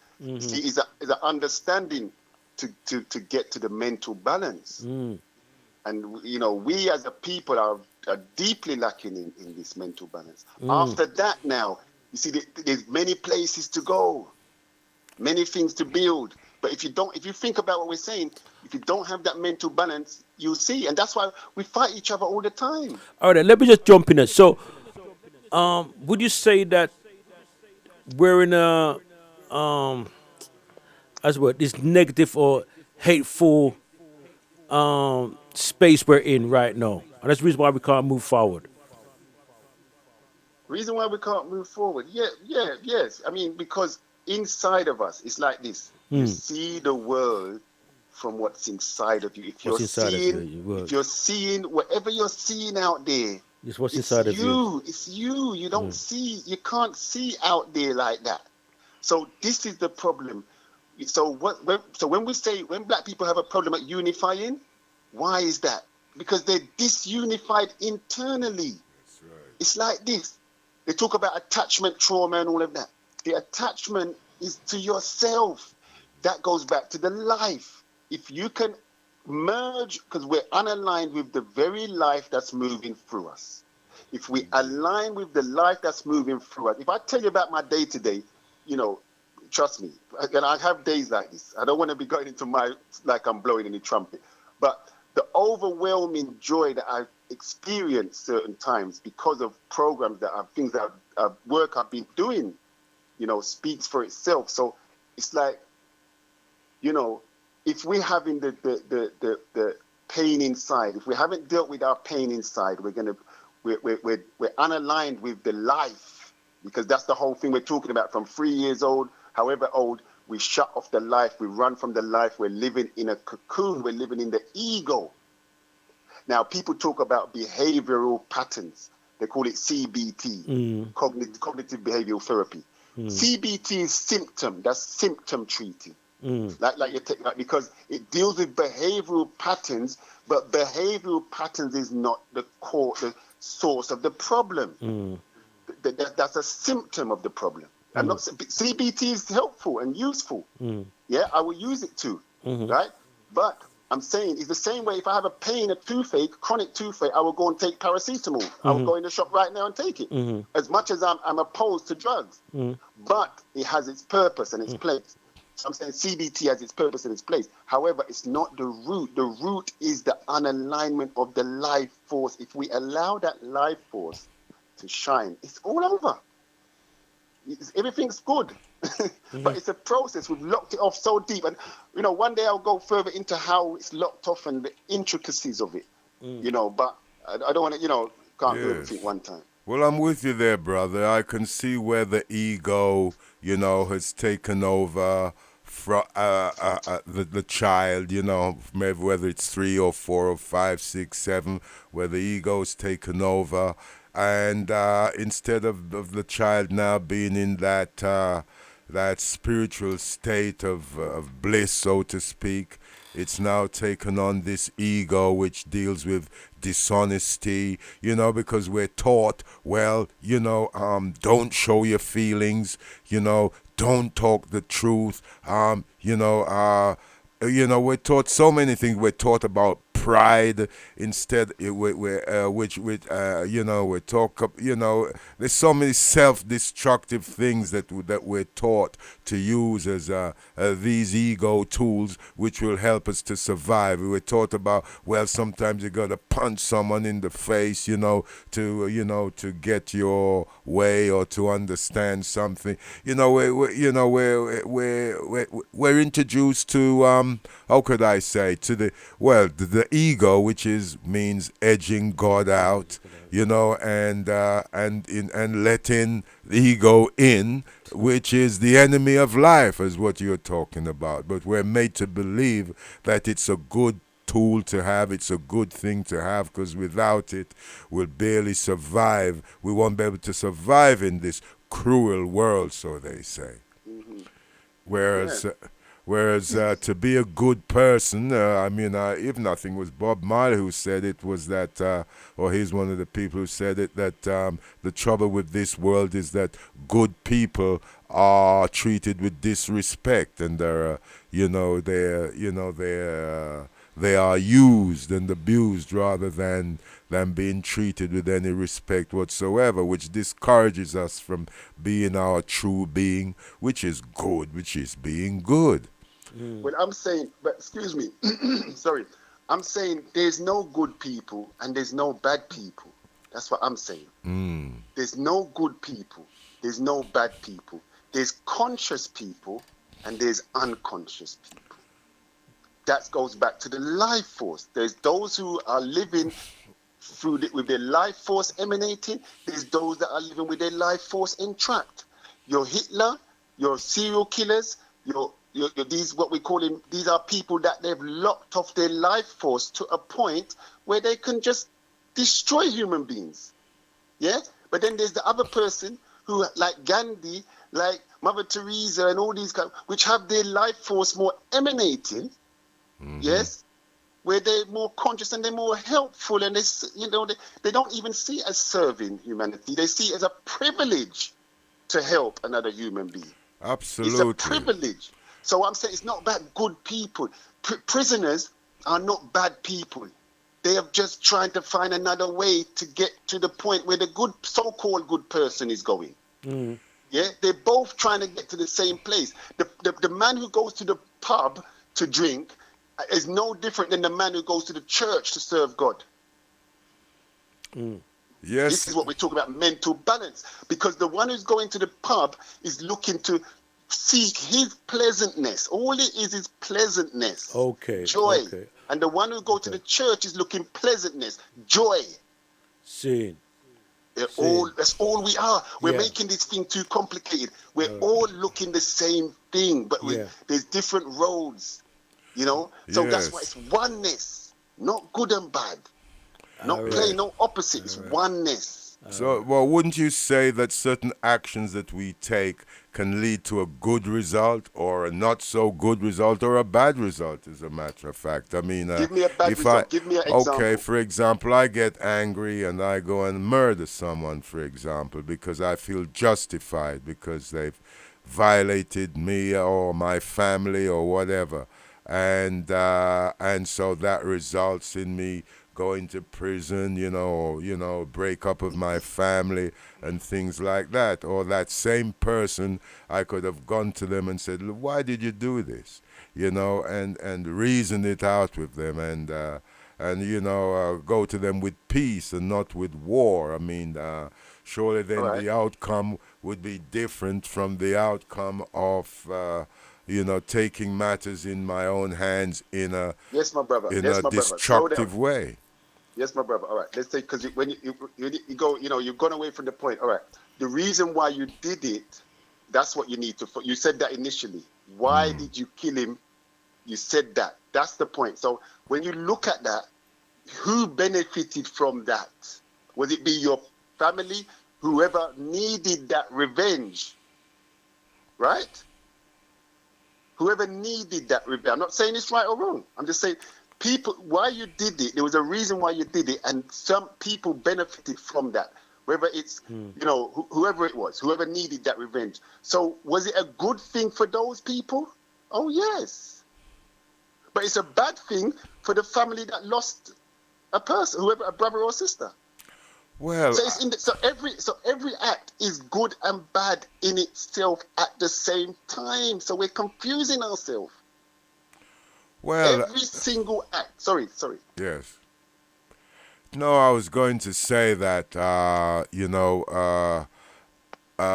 like some murdering someone, for example, and you said that those who wish to be avenged, then it was something good for them. But I don't really go for that, because at the end of the day, that just reinforces their belief in dealing with matters in a violent way, in a very destructive way, when there's always another way of dealing with something. To you, brother, to you, there's another way. Yes. To them, that was their way, what's going to make them feel good.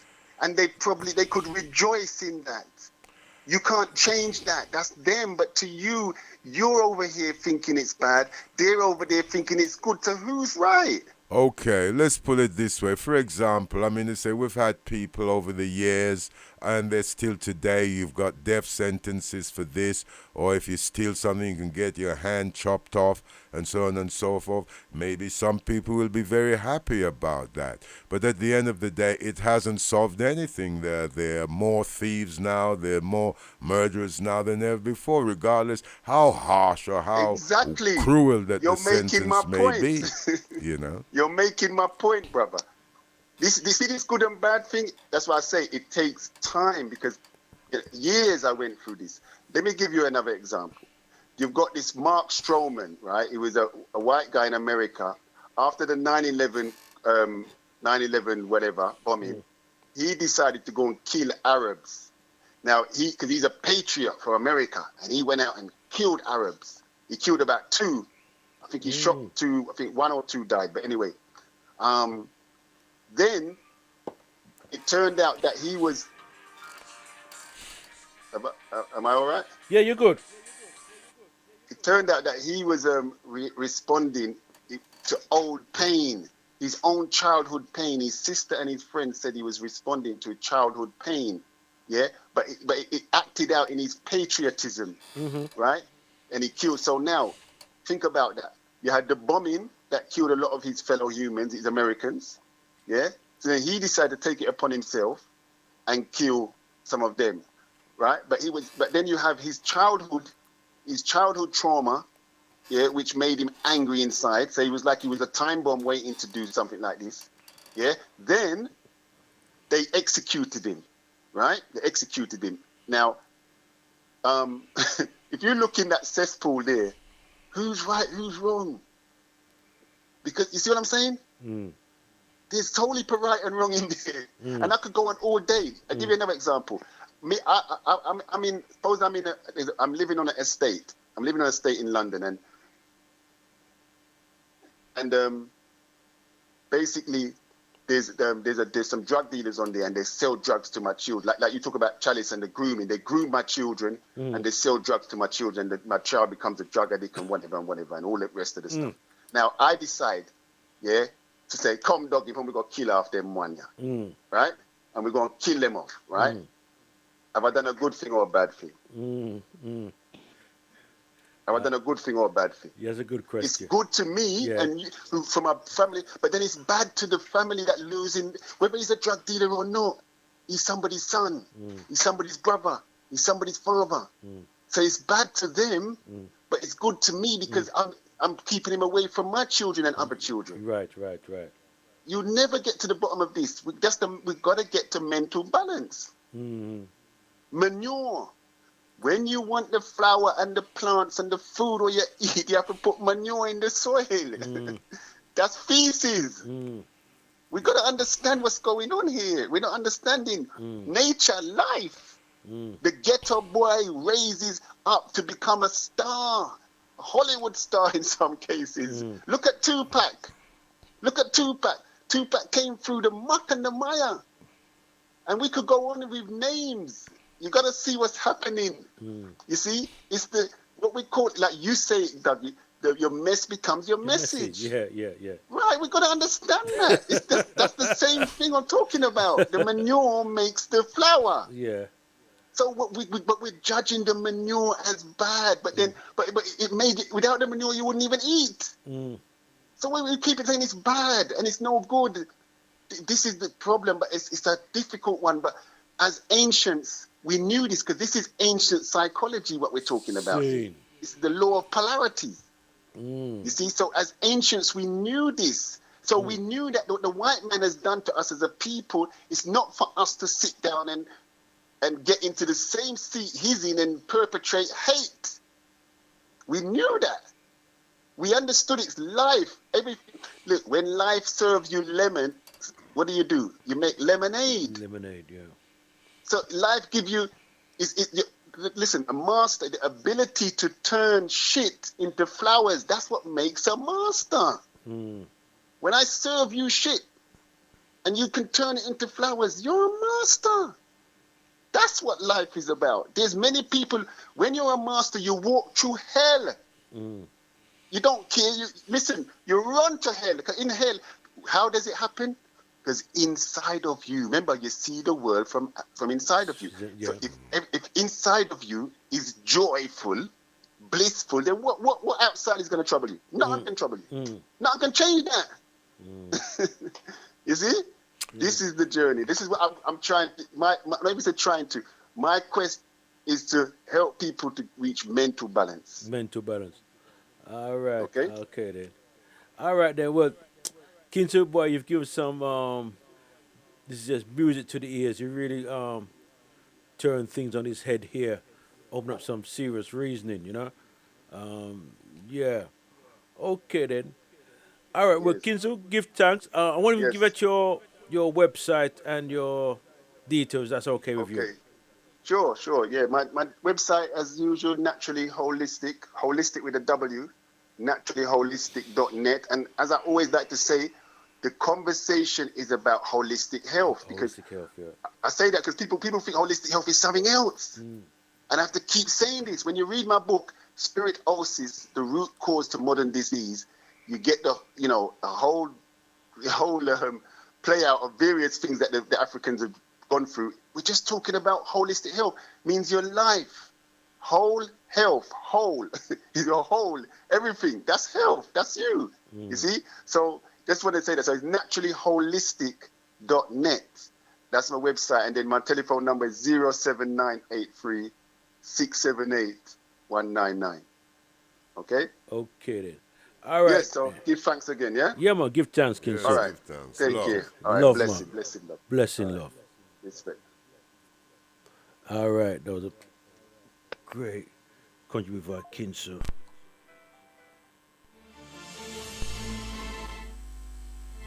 Whatever people do, they always have a reason. They may not be aware of the reason consciously, but there's always a reason. If someone tries to commit suicide, there's a reason. If someone tries to hurt someone else, there's a reason. If someone is willing to work 18-hour days, there's a reason. If someone doesn't want to work, there's a reason. Now, here's the good news. Having dealt with literally tens of millions of people from hundreds of countries, or more than 100 countries to be accurate, I could be an idiot at this point and have to see there are patterns. There are patterns that'll make you angry and patterns that'll make you sad. There are patterns that'll excite you. There are patterns that'll make you grateful. The patterns that'll make you completely worried all the time. There are patterns that'll make you feel so absolutely certain you can run through an effing wall. Once you know what the patterns are, you can get rid of the ones that don't work and adopt some of the ones that do more often. And that's a good part of what we're going to do the next few days to give you perspective. But the most important pattern to understand is why people do what they do. So as I told you, I've had a unique gift. I've had the chance to travel the world at this stage of life where literally the world is available to all of us in a few hours. But what I want you to understand is everybody has a reason for what they do, but the good news is there's only 6 reasons. There are lots of different stories, but I can tell you by experience being around the world, there's only 6 reasons. And those 6 reasons are called the 6 human needs. And I'm going to walk you through these. Now, I need you to manage your state for the next few minutes because we're going to go a little deeper on content, but we're going to do it only so in the future for the next 3 days when somebody stands up, you're going to look at them and you're going to go, what's driving them? And I'm going to ask you, which of these needs are driving them? Because once you know what drives somebody, you know how to meet their needs. Or You can predict their behavior and see whether or not they're the right corporate match, personal match, intimate match, because you have to understand it. So what are these 6 needs? They are not goals, they are not desires.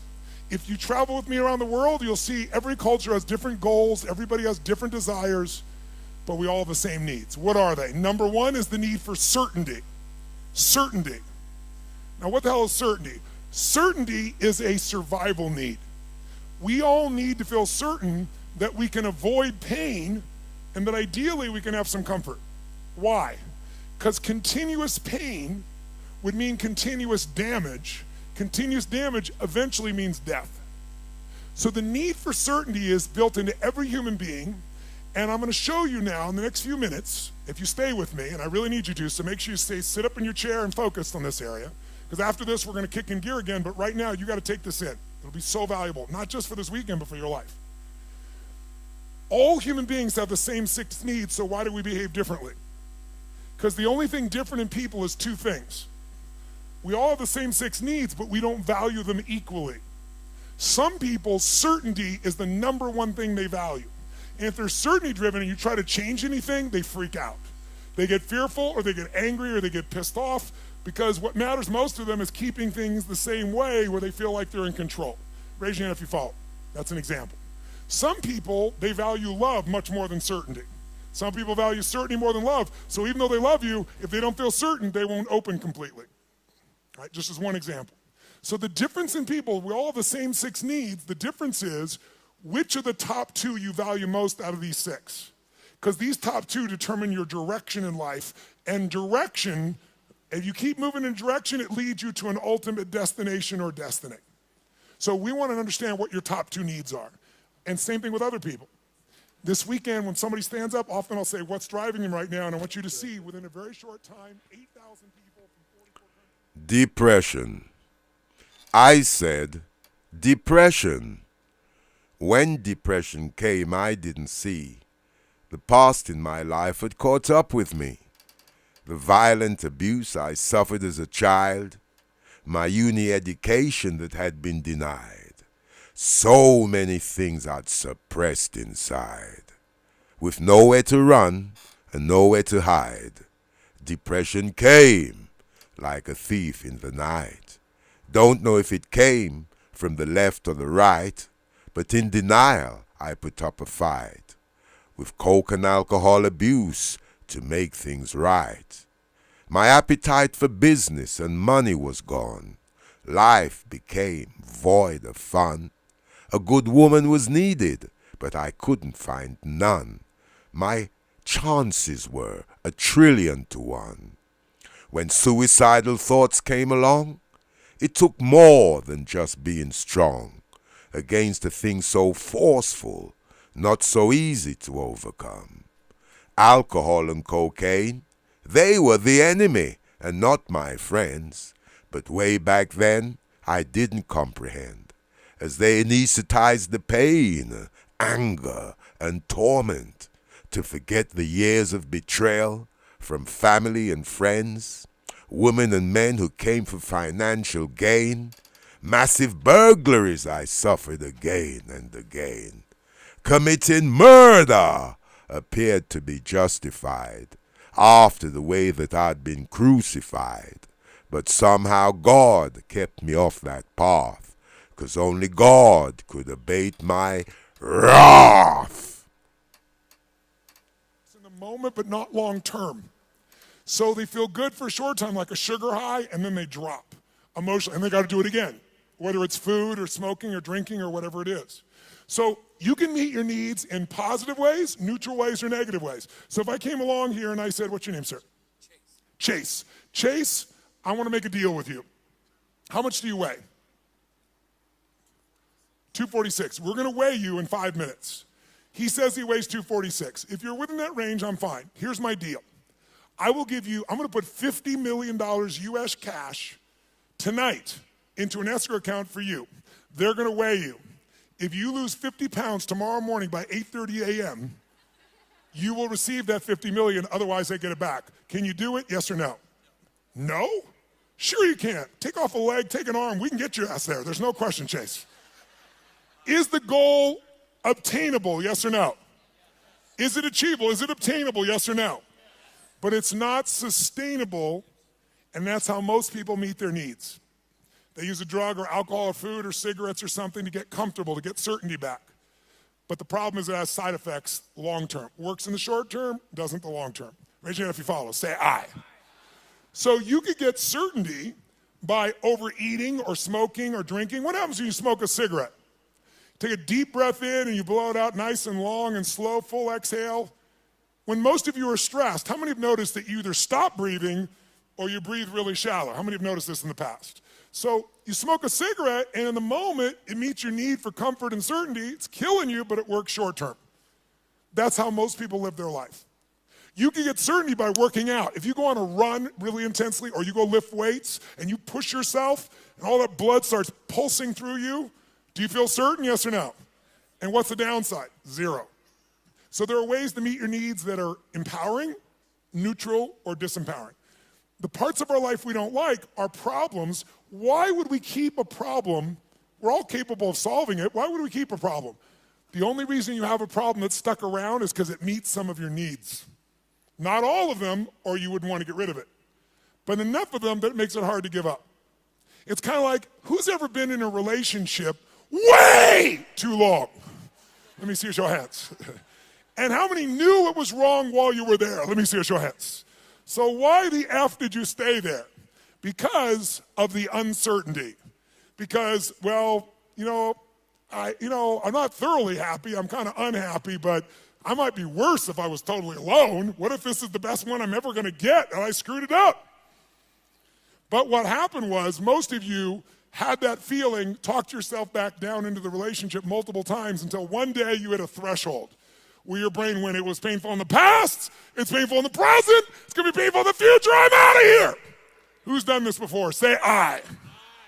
So there is a threshold that we can find, and if we find that threshold, we can break through it pretty damn easily. We can shift, we can get to where we really want to go. So what I want you to get is, of these 6 needs, we all find a way to meet them. The only difference again is which are your top 2 out of the 6, and I've told you certainty so far. And what are your beliefs or rules, or what's your blueprint of how to get that? Her blueprint was please everybody, which is impossible, so it won't work. Raise your hand if you follow, okay?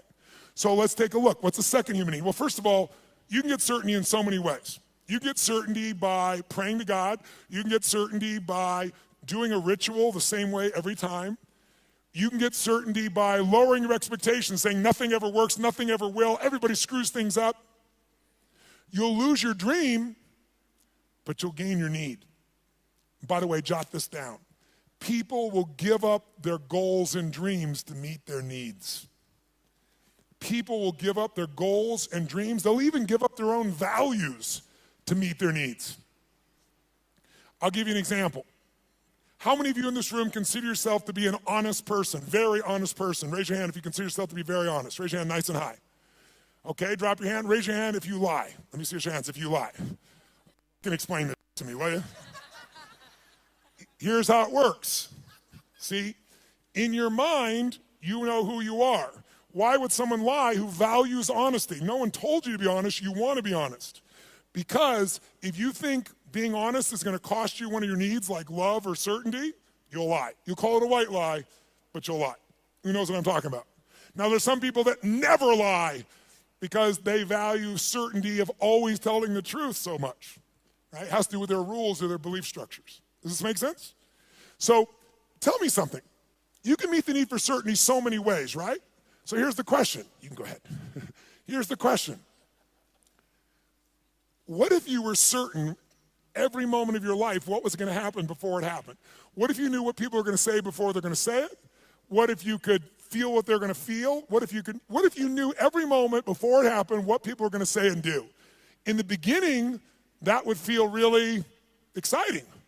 But after a while, if you know what's going to happen, when it's going to happen, how it's going to happen, tell me what you're going to feel after a while. What are you going to start to feel? Tell me. What? Bored out of your mind. That's why God, in her infinite wisdom, gave us the second human need. And that second human need is uncertainty. We have a need for uncertainty. We have a need for surprise. We have a need for variety. In fact, what's the phrase? Variety is the what of life? Spice of life. Now, how many of you in this room, raise your hand, how many of you in this room love surprises? Raise your hand if you love them. Say aye. Bullshit. You love the surprises you want. The surprises you don't want, you don't want. You call them problems, don't you? So don't tell me you like surprises. You like the surprises you want. Here's my point. Can you meet more than one need with the same action or emotion or belief system? Yes or no? Write this down. Anytime your mind perceives that doing something, believing something, or feeling something meets at least 3 of your needs. So anytime your mind perceives that doing something, feeling something, or believing something meets at least 3 of your needs, then you will become addicted to that thought, that feeling, that emotion, or that action. You can be positively addicted or negatively addicted, but you're going to be addicted.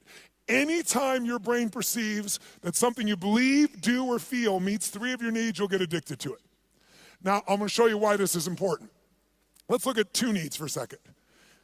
Is it possible to meet your need for certainty and uncertainty simultaneously, even though they're opposite needs, yes or no? I'll give you an example. Who here has ever rented a movie that you've already seen? Let me see a show of hands. Get a life. Now, I've done it too. Why would we rent a movie we've already seen? We'd rent it, why? Because we've seen it before, so we're certain it's good, and we're hoping it's been so long we forgot enough that it'll be variety when we watch it again. Who knows what I'm talking about here? Say aye. So you can meet both needs, but if you meet 3 needs, you'll become addicted to that behavior. Whether it's a good behavior or bad behavior, doesn't matter. It'll be a positive addiction or negative addiction, but you'll be addicted. So let me give you, how do you get variety? You get variety in positive ways, negative ways, or neutral ways. You can get variety by learning, growing, taking on a new goal, a new challenge. You can get variety through a conversation with a friend. You can get variety by praying to God. There's so many ways to get variety, aren't there? But you can also get variety in negative ways. You can smoke a joint, and maybe that's not a negative way, but it sure will change your state. But it has side effects, right? During that time, you're not going to function maybe at the same peak or understanding. Or some people use other things, cigarettes, alcohol, anything. There's so many ways to get variety. The question is, are your ways positive, neutral, negative, or empowering? How many follow? Because we all have ways of getting that variety, that uncertainty. So here's what I want you to do. Third human need is significance. The need to feel unique, the need to feel special. Yes, I hope that picture makes you feel special. Okay? The need to feel unique, special, important. Who has the need to be needed?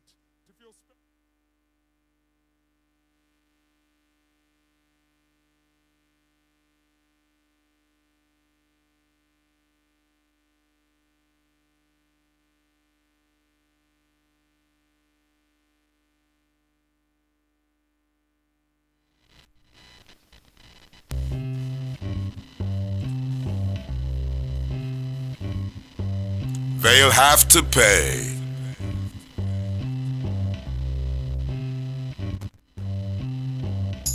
As the money grew and grew, philanthropy was part of it too. My house was open to all but a few. Protecting people, investing in others with something to do. Got real busy making music at Easy Street with star artists, creating songs, creating beats with live instruments that took you to the place that commences with the drum and bass, with rhythm and lead coming into play, keyboards and brass section with so much to say, as lead vocals and harmony led the way. Rico was phenomenal on the trombone. Angus from Aswad was extraordinary on drums. Huey Isachar, a bass superstar. Sugar Minott vocals really sweetened the place. The voices of the Heptones, Trevor Hartley and Winston Fergus flew at a melodious and passionate pace. I laid on the ganja, food and drinks, cabs to ferry artists from A to B and paid them cash accordingly. In a thick marijuana mist, we produced reggae you couldn't resist. Like Kind Man, Visions, and Oja, to name but a few. Suddenly, Engineer Eddie called me to the phone. Heard my girl Makita say my front door was chopped down that day. I stood silent with nothing to say. Kept cool and carried on recording till the session was done. Then went to the spot to witness my losses from jealous people, my trials and crosses. With their guile and greed, they never found the holy herb, the ganja breed, that was there in big supply, but it never caught their eye. Over $250,000 in sound equipment, vinyl, master tapes, and clothes were gone. That feeling in the gut didn't feel like fun. And as vengeful thoughts came my way, I heard the voice of God Almighty say, leave it to me, son. Put the posse and the gun and the knife away.